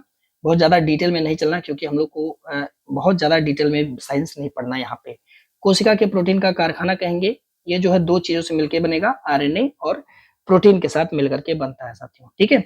कोशिका में सभी रासायनिक क्रियाओं को करने के लिए आप जानते हैं जो हमारा माइटोकॉन्ड्रिया होता है वो एटीपी के रूप में ऊर्जा प्रदान करता है, इसलिए हम माइटोकॉन्ड्रिया को कोशिका का पावर हाउस कहते हैं। हल्का फुल्का आप लोग और यूट्यूब पर सर्च करके देखेंगे तो कई सारे शिक्षक जो हैं अच्छे से पढ़ाए होंगे, है ना। हमारे पास समय कम है, टेस्ट सीरीज है तो बहुत ज्यादा डिटेल में नहीं ले जाएंगे, लेकिन आप कमेंट करिए तो अलग से वीडियो इस पर हम बना सकते हैं अलग। करक निम्नलिखित में से कौन सा एंजाइम प्रोटीन का विखंडन करता है। अब देखिए प्रोटीन को कौन विखंडित करने वाला एंजाइम होता है, लाइपेज, हिमाइलेज, टाइलिन या फिर पेप्सिन। तो देखिए जो पेप्सिन एंजाइम होता है वही प्रोटीन का विखंडन भी करता है। प्रश्न का जो सही जवाब होगा वो आपका हो जाएगा डी, यानी चौथा हो जाएगा यहाँ पे राइट आंसर साथी, ठीक है। पेप्सिन एंजाइम जो है वो प्रोटीन को विखंडित करने कर सरल पदार्थों में जो है वो इसे डिवाइड कर देता है, ठीक है। यह क्या होता है, जो पेप्सिन एंजाइम होता है आप जानते हैं यह अमाशय से निकलने वाले जो जठर रस पाए जाते हैं उसके अंदर जो है ये पाया जाता है। दूसरा, तीसरी बात, जो पेप्सिन एंजाइम होता है जब ये अपनी पाचन क्रिया करता है तो इसको एक अलग प्रकार के अम्ल की जरूरत होती है जिसका नाम है साथी हाइड्रोक्लोरिक अम्ल यानी HCl। तो हमारी जो पाइलोरिक ग्रंथियां होती हैं आमाशय में वो इसको HCl देती हैं। तो पेप्सिन एंजाइम का काम क्या था, आपने देखा कि प्रोटीन को विखंडित करता है, और ये सारा प्रोसेस करने के लिए से HCl यानी हाइड्रोक्लोरिक अम्ल की जरूरत पड़ती है जो कि हमारी पाइलोरिक ग्रंथियां देती हैं साहब, है ना। अगला, पशुओं के निम्नलिखित में से किस फाइला में उनके पैर जुड़े होते हैं। फाइला मतलब आप जानते हैं जैसे फाइलम होते हैं ना, लोग बोलते हैं इस परिसंघ का है, ठीक है, इस संघ का है, तो ये आपसे पूछ रहा है।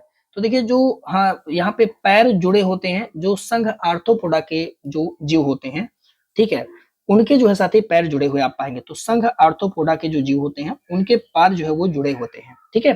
तो डी हो जाएगा इस प्रश्न का सही जवाब यानी राइट आंसर। देखिए बात करेंगे संघ आर्थ्रोपोडा की, तो यह जंतु जगत का सबसे बड़ा संघ होता है। इन जंतुओं का शरीर खंडयुक्त तथा जो इनके पैर होते हैं वो ज्वाइंटेड होते हैं। इनके शरीर पर तीन भाग होते हैं, सिर, धड़ और उदर, ठीक है। इनका जो बाह्य कंकाल है वह काइटिन नामक कार्बोहाइड्रेट का बना होता है। बाहर का जो कंकाल है वो काइटिन से बना होगा। इस संघ के जंतु एक लिंगी होते हैं तथा जल और स्थल दोनों पर पाए जाते हैं। तो ये वाला पॉइंट याद रखना, काइटिन नामक खोल से ये बने रहेंगे, ठीक है।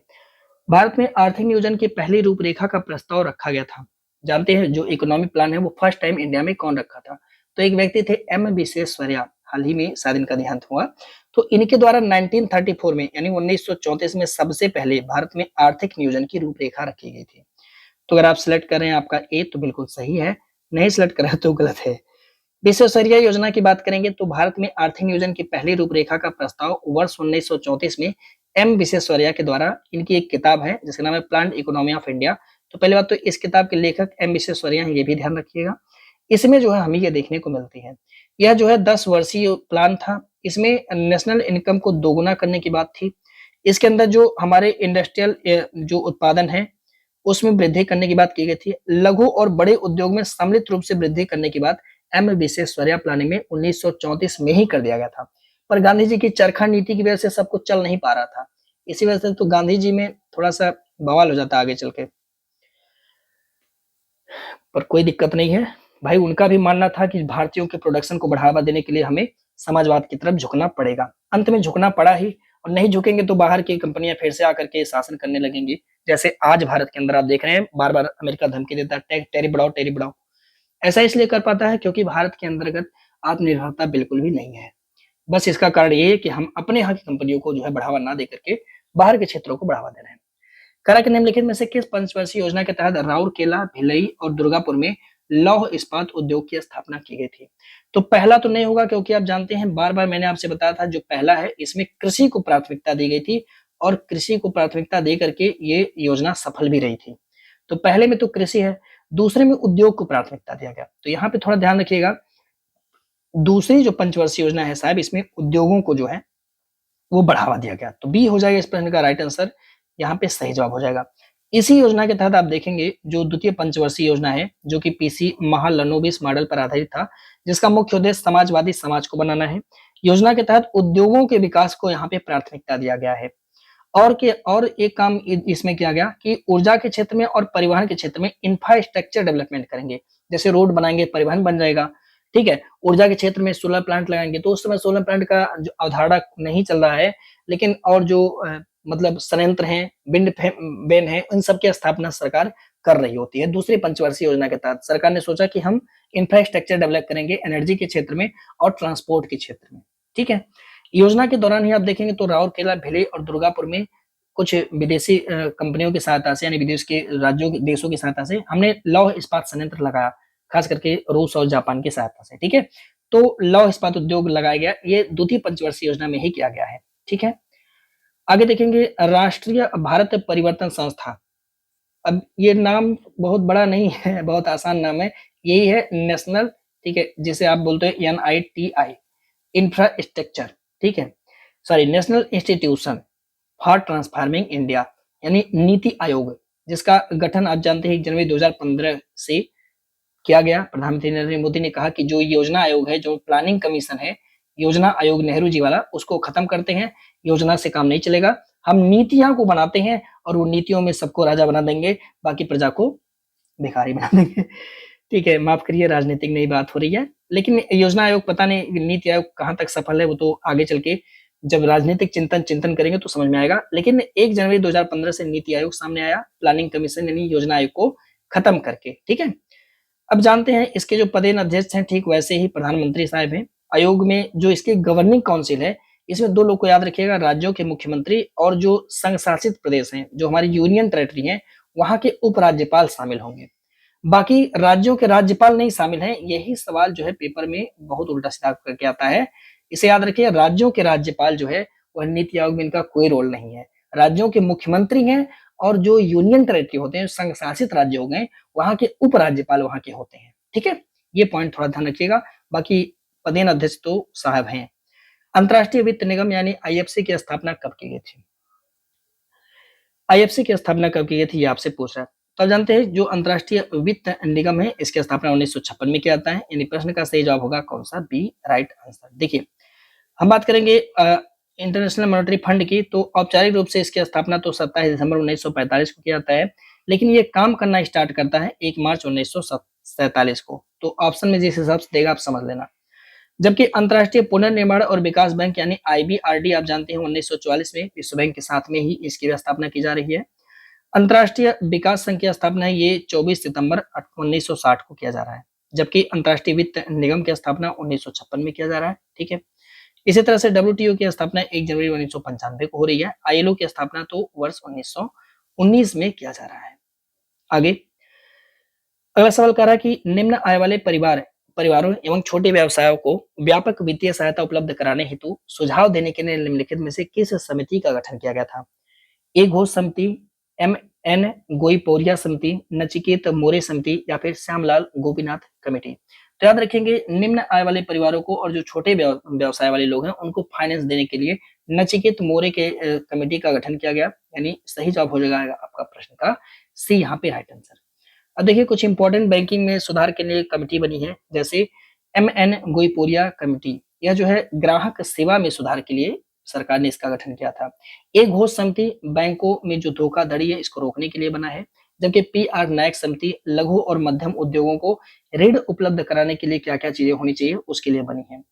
श्यामला गोपीनाथ कमेटी ये लघु बचत योजना को लेकर के बनी हुई है, जबकि नचिकेत मोरे यह जो है निम्न आय वाले परिवार और जो छोटे व्यवसायी हैं उनको व्यापक वित्तीय सहायता कैसे दिया जाए उसके लेकर के सरकार ने इस कमेटी का गठन किया हुआ है। अगला, राष्ट्रीय खेल दिवस प्रति वर्ष कब मनाया जाता है? साथियों, अभी जानते हैं राष्ट्रीय खेल दिवस की बात करेंगे तो यह 29 अगस्त, क्योंकि मेजर ध्यानचंद जी का जन्म दिवस है, तो इस वजह से जो है राष्ट्रीय खेल दिवस हम लोग मनाते हैं 29 अगस्त को। ठीक है, कोई दिक्कत नहीं होना चाहिए, राष्ट्रीय खेल दिवस मनाते हैं मेजर ध्यानचंद जी के जन्मदिन के अवसर को लेकर के। बाकी 3 मई को आप जानते हैं विश्व प्रेस स्वतंत्रता दिवस, जबकि 15 जनवरी को राष्ट्रीय सेना दिवस, 28 अक्टूबर को विश्व एनिमेशन दिवस, 20 फरवरी को विश्व सामाजिक न्याय दिवस, 3 मार्च को विश्व वन्यजीव दिवस, 10 अगस्त को विश्व लायन दिवस, जबकि 18 अप्रैल को विश्व विरासत दिवस और 4 फरवरी को विश्व कैंसर दिवस के रूप में भी हम मनाते हैं। संयुक्त राष्ट्र न्यास परिषद का मुख्यालय कहाँ पे है? जो संयुक्त राष्ट्र न्यास है इसका जो परिषद है उसका मुख्यालय हमसे पूछ रहा है। तो देखिए, संयुक्त राष्ट्र जो यूएन के जो मुख्यालय है वो न्यूयॉर्क में है, तो यूएन से रिलेटेड लगभग में जितने लोग हैं वो सबका मुख्यालय न्यूयॉर्क में ही है साथी। ठीक है, जैसे आप देखेंगे तो सी हो जाएगा इस प्रश्न का राइट आंसर। अब देखिए, जैसे आप देखेंगे तो आर्थिक और सामाजिक परिषद जो संयुक्त राष्ट्र की, यहाँ पे संयुक्त राष्ट्र लगा हुआ है, यूनाइटेड नेशन की जो आर्थिक और सामाजिक परिषद है मुख्यालय न्यूयॉर्क। यूनाइटेड नेशन की जो संयुक्त राष्ट्र सचिवालय है ये भी न्यूयॉर्क है। यूनाइटेड नेशन की जो संयुक्त राष्ट्र न्यास परिषद है, देखिए संयुक्त राष्ट्र की जो न्यास परिषद है ये भी न्यूयॉर्क में है। ठीक है, संयुक्त राष्ट्र की जो सुरक्षा परिषद है ये भी यहीं पर है। संयुक्त राष्ट्र की जो महासभा है ये भी न्यूयॉर्क में है। तो संयुक्त राष्ट्र जहां पे लग जाएगा यूनाइटेड नेशन, आप समझ लेना वो उसका जो है मुख्यालय न्यूयॉर्क में ही है। जबकि इंटरनेशनल कोर्ट ऑफ जस्टिस जो हमारा अंतर्राष्ट्रीय न्यायालय है इसकी जो है मुख्यालय यह जो है द हेग नीदरलैंड में है। राष्ट्रमंडल जिसकी सदस्यता भारत ने 1949 में ग्रहण किया था, यानी 49 में 1900, ये जो है लंदन में इसका मुख्यालय है। WHO का जो है जेनेवा स्विट्जरलैंड में है, ये तो आपको पता ही होगा। ठीक है, अगला, सूरज कुंड मेला जिसे हम अंतर्राष्ट्रीय शिल्प मेला भी कहते हैं निम्नलिखित में से किस राज्य में मनाया जाता है? तो देखिए, सूरज कुंड मेला ये राष्ट्रीय स्तर पे बहुत बड़ा मेला होता है जिसे हरियाणा में आयोजन किया जाता है। तो इस प्रकार से सही जवाब प्रश्न का कौन सा हो जाएगा? पहला होगा राइट आंसर। ठीक है, कुछ राज्य हैं जहां पे मेले आपको याद रख लेना होगा, जैसे सूरज कुंड तो आपको याद होगा। एंथ्यूरियम फूल, एक एंथ्यूरियम फ्लावर होता है जो कि मिजोरम में है, हार्ट के आकार का होता है, तो इस वजह से वहां पे एक एंथ्यूरियम पर्व मनाया जाता है मिजोरम में। ठीक है, असम में आप देखेंगे तो एक वहां पे पर्व मनाया जाता है जिसका नाम है हुसरी प्रदर्शन या फिर बोहाग बिहू, ये मनाया जाता है। अरुणाचल प्रदेश में लोसर महोत्सव मोनपा जनजाति में आती है, कल हमने डिस्कस किया। पश्चिम बंगाल में पौष क्रांति, जो हमारे यहाँ मकर संक्रांति बोलते हैं तो वहां पे पौष संक्रांति बोलते हैं पश्चिम बंगाल में। केरल में आप देखेंगे तो विशु नाम का एक उत्सव मनाते हैं, साथ साथ में त्रिशूल पूरम त्योहार भी मनाते हैं। गुजरात में पतंग महोत्सव है, जबकि तमिलनाडु में पोंगल मनाते हैं। रज पर्व यह जो है उड़ीसा में मनाया जाता है, तो ये भी बहुत ज्यादा इंपॉर्टेंट है, थोड़ा ध्यान रखेंगे। अगला, कह के निम्नलिखित में से कौन सा सही सुमेलित नहीं है? हमको लग रहा है कि एक तरफ दिया हुआ है नृत्य और एक तरफ दिया हुआ है राज्य का नाम, ऐसा वहां लिख देना चाहिए था, पर कोई नहीं, समझ लीजिएगा कि वहां के जो लोक नृत्य है, जैसे गोवा में तरंग मेल मनाया जाता है, तो ये बिल्कुल सही है, याद रखेंगे, इसको रट लीजिए, गोवा में ही तरंग मेल होता है। मणिपुर में नूपा नाम का नृत्य मणिपुर में नहीं होता साथी। ठीक है, मणिपुर में नूपा नृत्य होता है, सही है, नूपा नृत्य भी मणिपुर में है। भवई जो है ये असम का नहीं है बल्कि गुजरात का है, ये मुझे पूरी तरह से याद है, गुजरात का है साहब, है ना। तमिलनाडु में कबाड़ी नाम का ये मनाया जाता है, ये तो सही है। ठीक है, तो भवई साहब यहाँ पे नहीं होना चाहिए, सी आंसर हो जाएगा प्रश्न का राइट आंसर साहब, क्योंकि यही आपका सुमेलित नहीं है। ठीक है, अब समझेंगे जरा, देखिए सी दिया हुआ है विकल्प में। कुछ नृत्य है जिसे आप रट लेंगे, जैसे असम में आप देखेंगे तो बिहू, नागा नृत्य, बिछुआ, फिर नट पूजा, महारासा, सत्रिया नाम का नृत्य असम में। जबकि गोवा में आप देखेंगे तरंग मेल, गुजरात में भवई, मणिहारी, लास्या, गरबा या फिर डांडिया। ठीक है, तो लास्या याद रखेंगे, मणिहारी याद रखेंगे, क्योंकि लगेगा मणिपुर में है, गलत हो जाएगा, भवई याद रखेंगे। तमिलनाडु में भरतनाट्यम, काबड़ी याद रखेंगे, कबाड़ी, फिर नूपा नृत्य जो मणिपुर में से। उत्तराखंड में छोलिया नृत्य, छपेली नृत्य, जोहरा नृत्य, फिर पांडव नृत्य ये है। हरियाणा में आप देखेंगे तो धमाल नृत्य, फिर खोड़िया नृत्य, फिर गुम्मा, फिर फाग नृत्य, ये जो हमारा हरियाणा राज्य से साथियों कैसे है संबंधित है। ठीक है, अब देखेंगे वन इंडिया गर्ल, ये पुस्तक कह रहा है कि भैया इसके लेखक कौन है, वन इंडियन गर्ल, ये ऐसा कौन लिख सकता है? तो आप जानते हैं चेतन भगत के सिवा ये काम कोई नहीं कर सकता। तो इस प्रश्न का जो करेक्ट आंसर हो जाएगा वो आपका हो जाएगा ए, यानी पहला होगा यहाँ पे सही जवाब साथियों। ठीक है, अब कुछ पुस्तक उसके लेखक देखेंगे, जैसे चेतन भगत का तो वन इंडियन गर्ल ये इनका पुस्तक है, सुनील गावस्कर स्टेट ट्राइब ये इनका पुस्तक है, एपीजे अब्दुल कलाम ने लिखा the light tree for ignited minds ये इनका पुस्तक है, Lal Krishna Advani, my life my country, ये इनका पेपर में मतलब बहुत ज्यादा बार पूछा जाता है, तो याद रखेंगे। अरुंधति राय की बुक है इंटरप्रेटर ऑफ मालाडीज, ठीक है। फिर किरण दोषी की पुस्तक है Jinnah of him came to our house, ठीक है। किरण दोषी का ये बुक है मोहम्मद अली जिन्ना को लेकर के, तो इसे भी थोड़ा सा ध्यान रखेंगे। अगला करा कि 27 मार्च 2025 को जारी आंकड़ों के अनुसार भारत की जो जैव अर्थव्यवस्था है ने पिछले 5 वर्षों में लगभग 2 गुना वृद्धि की है। 2020 में 86 बिलियन डॉलर से बढ़कर के 2024 में भारत की जो जैव अर्थव्यवस्था यानी बायो इकोनॉमी है वो कितनी हो गई है। तो देखिए भारत, ये जो रिपोर्ट जारी किया गया, इस रिपोर्ट के अनुसार साथी ये भारत की जो जैव अर्थव्यवस्था है वह 165 बिलियन डॉलर, अब दुगुना कर दिया तो 86 का दुगुना आप कल्पना करिए कितना होगा, तो 165 बिलियन डॉलर यानी 165 बिलियन अमेरिकन डॉलर होना चाहिए, इतना हो गया साथी, ठीक है। तो डॉलर का तो अमेरिकन होगा ही, तो डी हो जाएगा इस प्रश्न का राइट आंसर। अब थोड़ा सा इस रिपोर्ट को समझिएगा। मार्च 2025 में एक आंकड़े के अनुसार जैव अर्थव्यवस्था भारत की 2020 में 86 बिलियन अमेरिकन डॉलर था, बढ़ करके 2024 में 165 बिलियन अमेरिकन डॉलर हो गया है, ठीक है। वर्तमान मूल्य पर आप देखेंगे 2023-24 के लिए भारत का जो सकल घरेलू उत्पाद है, इसमें कृषि और संबद्ध क्षेत्र का योगदान तकरीबन 16.5% का है। ये डायरेक्ट आपसे पूछेगा कि भारत के जीडीपी में कृषि और संबद्ध क्षेत्र का योगदान कितना परसेंट है लगभग, तो जवाब होगा 16.5%, ठीक है। आर्थिक समीक्षा 2024-25 के अनुसार भारत जो है विश्व के कुल अनाज उत्पादन में 11.6% का योगदान करता है। तो अगर आपसे सवाल पूछेगा कि भारत कितने परसेंट का योगदान करता है, तो ये वाला जवाब भी आप दीजिएगा लगभग में 11.5%। नवीन एवं नवीकरणीय ऊर्जा मंत्रालय की रिपोर्ट के अनुसार वर्ष 2023 के अंत में देश में सौर ऊर्जा उत्पादन क्षमता में 73.39 गीगावाट थी, जो 2024 के अंत में बढ़कर कितनी हो गई। सिंपल सी बात है कि जो हमारी सौर ऊर्जा क्षमता है, जो हमारी सोलर एनर्जी पावर है साथियों, वह जो है अगर आप देखेंगे 2023 में तो तकरीबन 73.32 गीगावाट था, ठीक है। तो अभी हमारी नवीन और नवीकरणीय ऊर्जा मंत्रालय ने रिपोर्ट जारी किया, कहा भाई देखो जो हमारी सोलर एनर्जी पावर है ना वह 2024 में बढ़ गया है, ये 2023 में था, तो इन्होंने कहा कि देखो 2024 में बढ़ गया है, कितना बढ़ गया है यही आपसे पूछ रहे हैं। तो यहाँ पे याद रखिएगा यह जो बढ़ोतरी हुई है अब जो है वो 97.86 गीगावाट हो चुका है, तो वृद्धि हुआ है ना। तो सी हो जाएगा इस प्रश्न का राइट आंसर यानी सही जवाब, इसे याद करना पड़ेगा, कोई विकल्प इसका नहीं है। नवीन नवीकरणीय विद्युत संस्थापित क्षमता में वृद्धि की बात अगर हम देखेंगे तो देखिए सौर ऊर्जा उत्पादन क्षमता 2023 में 73.32 गीगावाट था, 2024 में बढ़ करके 97.86 गीगावाट हो गया। तो ये वाला डाटा याद रखिएगा बढ़ करके कितना हो गया। पवन ऊर्जा अगर आप देखेंगे तो 2023 में 44.74 गीगावाट था, अब जो है बढ़ करके 48.16 गीगावाट हो चुका है। जबकि यहीं पर जैव ऊर्जा अब देखेंगे जो बायो एनर्जी है यह जो है 10.84 गीगावाट से बढ़ करके 11.35 गीगावाट हो चुका है 2024 में।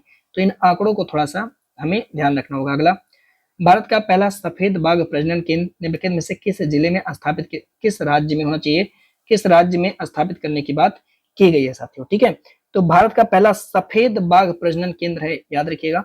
तो इसकी स्थापना की जाएगी कहाँ पे, एक ही लोकेशन है जहाँ पे ऐसा किया जाएगा और आपका है मध्य प्रदेश, ठीक है। हाल ही में आप देखेंगे जो केंद्रीय चिड़ियाघर प्राधिकरण होता है इसने मध्य प्रदेश के रीवा जिले में भारत के पहले सफेद बाघ प्रजनन केंद्र को मंजूरी दे दिया है। रीवा को हम सफेद बाघों की भूमि के नाम से जानते हैं, बाकी मध्य प्रदेश को आप तो टाइगर स्टेट, लेपर्ड स्टेट और चीता स्टेट के रूप में भी जानते हैं, किसको, मध्य प्रदेश को, ठीक है। अगला सवाल करेंगे 10 मार्च 2025 को देश के 58वें टाइगर रिजर्व के रूप में माधव टाइगर रिजर्व का उद्घाटन किया गया, यह निम्नलिखित में से किस राज्य में है। तो ये तो पता चलेगा कि भारत में अभी तक तो 58 टाइगर रिजर्व है, 10 मार्च 2025 तक की डाटा ही है साहब, है ना।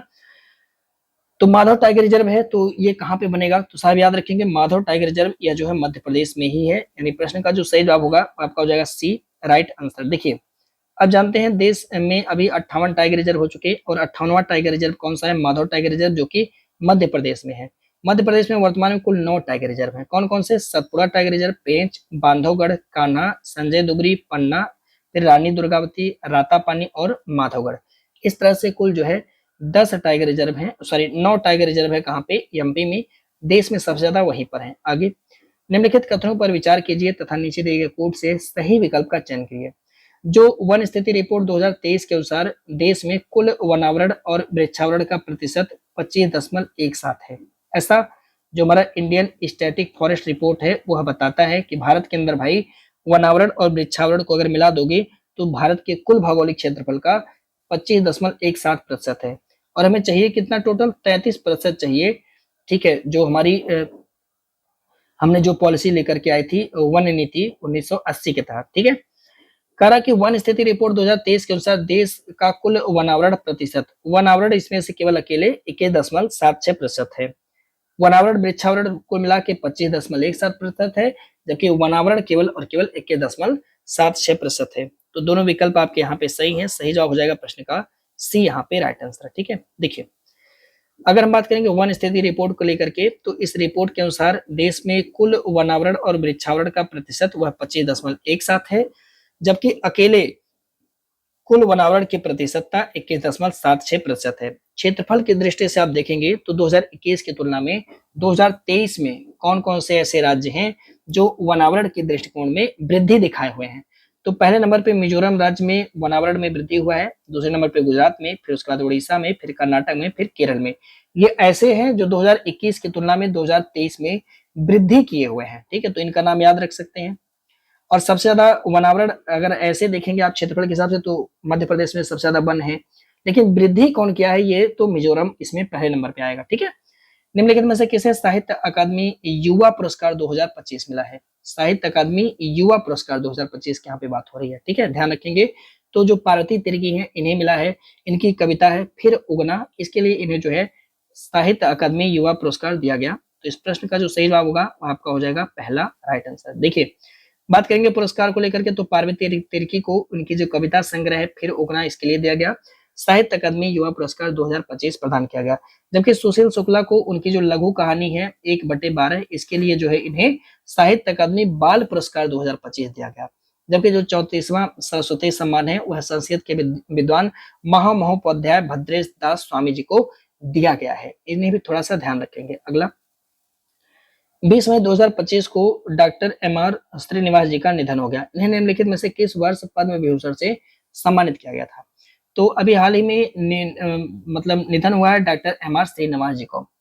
ठीक है, अब कह रहे हैं कि इनको पद्म विभूषण मिला था, कौन से वर्ष मिला था? तो याद रखिए मोदी जी दिए थे इनको 2015 में। तो इस प्रकार सही जवाब कौन सा हो जाएगा प्रश्न का सी राइट आंसर। देखिए 20 मई 2025 को परमाणु ऊर्जा आयोग के पहले के अध्यक्ष थे डॉक्टर एम.आर. श्रीनिवास जी का निधन हुआ है। कब हुआ है? 20 मई 2025 को। इन्हें 1984 में पद्मश्री दिया गया था और 2015 में इन्हें जो है पद्म विभूषण से सम्मानित किया गया।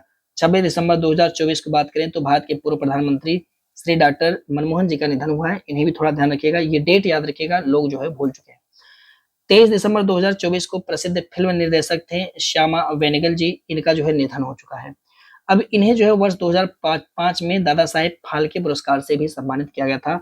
सवाल आपसे पूछा जा सकता है। अगला रंगोत्सव 2025 के संदर्भ में निम्नलिखित कथनों पर विचार कीजिएगा। 7 मार्च 2025 को बरसाना मथुरा में इसका आयोजन किया गया है। कहा कि इसका आयोजन जो है वो 24 मार्च को किया गया। तो ये वाली बात गलत हो जाएगी क्योंकि इसका आयोजन 22 मार्च को हुआ है ना कि 24 मार्च को। तो ये वाला विकल्प गलत है, केवल एक हो जाएगा इस प्रश्न का सही जवाब, क्योंकि आपसे पूछ रहा है सही विकल्प का चयन करिए। बात करेंगे रंगोत्सव उत्सव, तो यह 7 मार्च 2025 को मुख्यमंत्री श्री योगी आदित्यनाथ जी के द्वारा इसकी शुरुआत की गई है और इस उत्सव का समापन 22 मार्च 2025 को किया गया है। हाल ही में आप जानते हैं 8वां दीपोत्सव उत्सव मनाया गया 30 अक्टूबर 2024 को पर्यटन विभाग मंत्रालय के द्वारा राम की पैड़ी श्री अयोध्या में ये जो है दीपोत्सव मनाया गया है। ठीक है, 8वां नंबर का है, इसे याद रखेंगे। अगला अभ्यास साइक्लोन का आयोजन निम्नलिखित में से भारत और किस देश के मध्य में आयोजित किया जाता है? जो अभ्यास साइक्लोन है वो कौन कौन से देश में होता है? तो आप जानते हैं अभ्यास साइक्लोन भारत, ठीक है, और किसके साथ साथ मिस्र के साथ साथ करता है। अभी हाल ही में ये संपन्न हुआ है, ये फरवरी 2025 की घटना है। तो भारत और मिस्र के बीच में अभ्यास साइक्लोन होता है। 2-3 अभ्यास को ध्यान रखेंगे, जैसे अभी हाल ही में अभ्यास साइक्लोन या भारत और मिस्र के बीच में इसका संपन्न किया गया 10 से 23 फरवरी 2025 को हमारे यहाँ महाजन फील्ड फायरिंग रेंज है राजस्थान में, वहां पे हुआ है अभ्यास साइक्लोन। फिर भारत और मालदीव के मध्य में होता है अभ्यास एक्वेरियन, जो कि 2 से 15 फरवरी 2025 को हुआ, मालदीव में इसका आयोजन किया गया।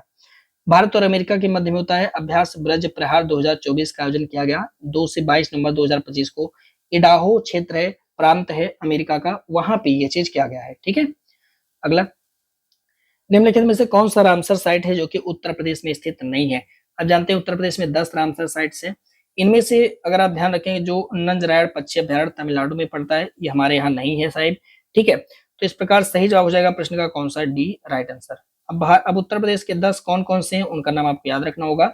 ऊपरी गंगा रामसर साइट उत्तर प्रदेश में है, नवाबगंज पक्षी अभ्यारण्य, पार्वती अर्गा, फिर समन पक्षी अभ्यारण्य, समसपुर पक्षी अभ्यारण्य, सांडी पक्षी अभ्यारण्य, सरसई नवर झील, सूर सरोवर, हैदरपुर आर्द्रभूमि और बखिरा वन्यजीव अभ्यारण्य। ये जो 10 रामसर साइट्स हैं, अभी देश में 91 रामसर साइट्स हैं, उनमें 10 जो है वो हमारे किस में पड़ता है, उत्तर प्रदेश राज्य में पड़ता है। इसके शॉर्ट ले लेंगे, याद करने के लिए आसान हो जाएगा। अगला, स्मोक एंड एसेज पुस्तक के लेखक निम्नलिखित में से कौन है? स्मोक एंड एसेज पुस्तक के लेखक, साथियों याद रखेंगे जो अमिताभ घोष हैं, यह जो है इसके लेखक हैं। स्मोक एंड एसेज पुस्तक के लेखक, सही जवाब हो जाएगा प्रश्न का कौन सा, बी आपका राइट आंसर। अब कुछ पुस्तक हैं, इनके नाम आपको याद रखना पड़ेगा। जैसे अमिताभ घोष की जो पुस्तक है स्मोक एंड एसेज है, जबकि सलमान रुश्दी की पुस्तक है victory city. T N Seshan की पुस्तक है through the broken glass and autobiography, जबकि अरविंद चतुर्वेदी का पुस्तक है मोदी का बनारस। द प्रॉफिट याद रखिएगा खलील जिब्रान की पुस्तक है, ट्विंकल खन्ना का वेलकम टू पैराडाइज है। चेतन भगत का है 11 रूल्स फॉर लाइफ, इसे भी याद रखिएगा। प्रीति सनाय का है it happened for a reason, it happened for a reason. Next करते हैं कि विश्व महासागर दिवस प्रति वर्ष कब मनाया जाता है। देखिए विश्व महासागर दिवस की बात करेंगे तो प्रति वर्ष आप जानते हैं कि 8 जून को विश्व महासागर दिवस के रूप में मनाते हैं, तो सी हो जाएगा इस प्रश्न का सही जवाब, यानी राइट आंसर। 12 जून को आप जानते हैं कि विश्व बाल श्रम निषेध दिवस मनाते हैं, जबकि 8 जून को विश्व महासागर दिवस। 7 जून को विश्व खाद्य सुरक्षा दिवस मनाते हैं। 21 मई को विश्व तंबाकू निषेध दिवस, जबकि 22 मई को अंतर्राष्ट्रीय जैव विविधता दिवस मनाते हैं। 17 मई को विश्व दूरसंचार और सूचना समाज दिवस। 15 मई को आप देखेंगे तो अंतर्राष्ट्रीय परिवार दिवस, जबकि आयुर्वेद दिवस या जो प्रतिवर्ष 13 मई को मनाते हैं। राष्ट्रीय प्रौद्योगिकी दिवस 11 मई को, विश्व प्रवासी पक्षी दिवस यह 10 मई को मनाते हैं, जबकि अस्थमा दिवस 6 मई को, प्रेस स्वतंत्रता दिवस यह 3 मई को मनाया जाता है। दोबारा ये चीज सामने आया है।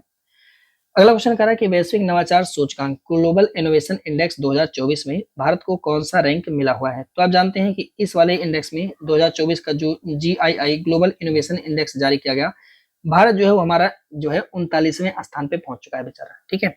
2023 में आप देखेंगे तो 40वें स्थान पे था, लेकिन 2024 में यह जो है 39 स्थान पे पहुंच चुका है, तो बहुत अच्छा प्रोग्रेस है भारत का। अगर हम देखेंगे वैश्विक नवाचार सूचकांक, तो पहली बात जारी कौन करता है, तो वर्ल्ड इंटेलेक्चुअल प्रॉपर्टी ऑर्गेनाइजेशन यानी विश्व बौद्धिक संपदा संगठन। सूचकांक का कौन सा संस्करण है, 15वां। शीर्षक क्या है, सामाजिक उद्यमिता को उजागर करना। सूचकांक में स्विट्जरलैंड को लगातार 14वें वर्ष प्रथम स्थान मिला हुआ है। दूसरे स्थान पे स्वीडन है, तीसरे स्थान पे अमेरिका। सूचकांक में भारत को 39वां स्थान साथियों मिला हुआ है, जबकि 2023 में भारत कौन से स्थान पे था, 40वें स्थान पे था, तो थोड़ा सा याद रखेंगे इसको। अगला, 51वां G7 शिखर सम्मेलन 2025 के संदर्भ में निम्नलिखित कथनों पर विचार कीजिए। इसका आयोजन जून 2025 को कनाडा में किया गया। इस सम्मेलन में भारत की तरफ से विदेश मंत्री श्री एस जयशंकर शामिल हुए।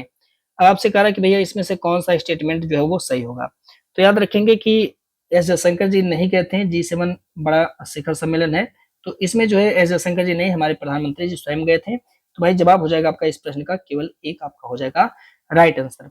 अब देखिए बात करेंगे 51वां G7 शिखर सम्मेलन। पहली बात तो हुआ कहाँ पे G7 का 51वां सम्मेलन, तो याद रखेंगे कनाडा में। कब हुआ है, तो 15 से 17 जून 2025 में, भी हाल ही में हुआ है।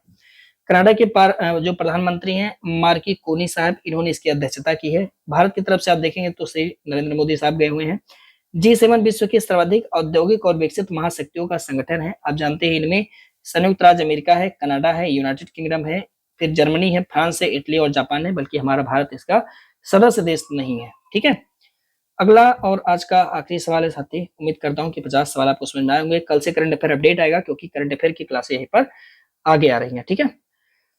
कह रहा कि सतत विकास रिपोर्ट 2024 में, सस्टेनेबल डेवलपमेंट रिपोर्ट 2024 में भारत की रैंकिंग क्या है, यानी भारत कौन से स्थान पे है, तो आप जानते हैं भारत इस रिपोर्ट में 99 स्थान पे आता है, सतत सस्टेनेबल डेवलपमेंट रिपोर्ट 2024 में, तो 99 स्थान पे आएगा। प्रश्न का जवाब होगा आपका कौन सा, सी राइट आंसर। देखिए सबसे पहली बात तो इसकी वो जारी कौन किया है, तो सस्टेनेबल डेवलपमेंट सोल्यूशन नेटवर्क यानी सतत विकास समाधान नेटवर्क ने इसे जारी किया गया है।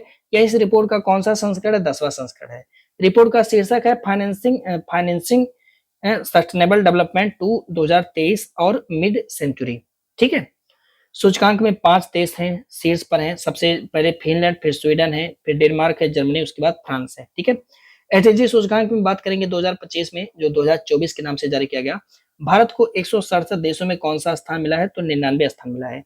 जबकि 2024 में आप देखेंगे तो 109वें स्थान पे। तो देखिए रिपोर्ट का नाम 2024 से ही आएगा, लेकिन ये 2025 में जारी किया गया, इसीलिए यहाँ पे 2025 लिखा गया है। ठीक है। उम्मीद करता हूँ कि आपको ये सेशन समझ में आ गया होगा। साथ ही सेशन में आगे बढ़ते रहिए, 20 तक आप पूरी तरह से याद रखिएगा। ठीक है। मिलते हैं आपसे अगले सेशन में, तब तक के लिए हमें इजाजत दीजिए। वंदे मातरम, जय हिंद।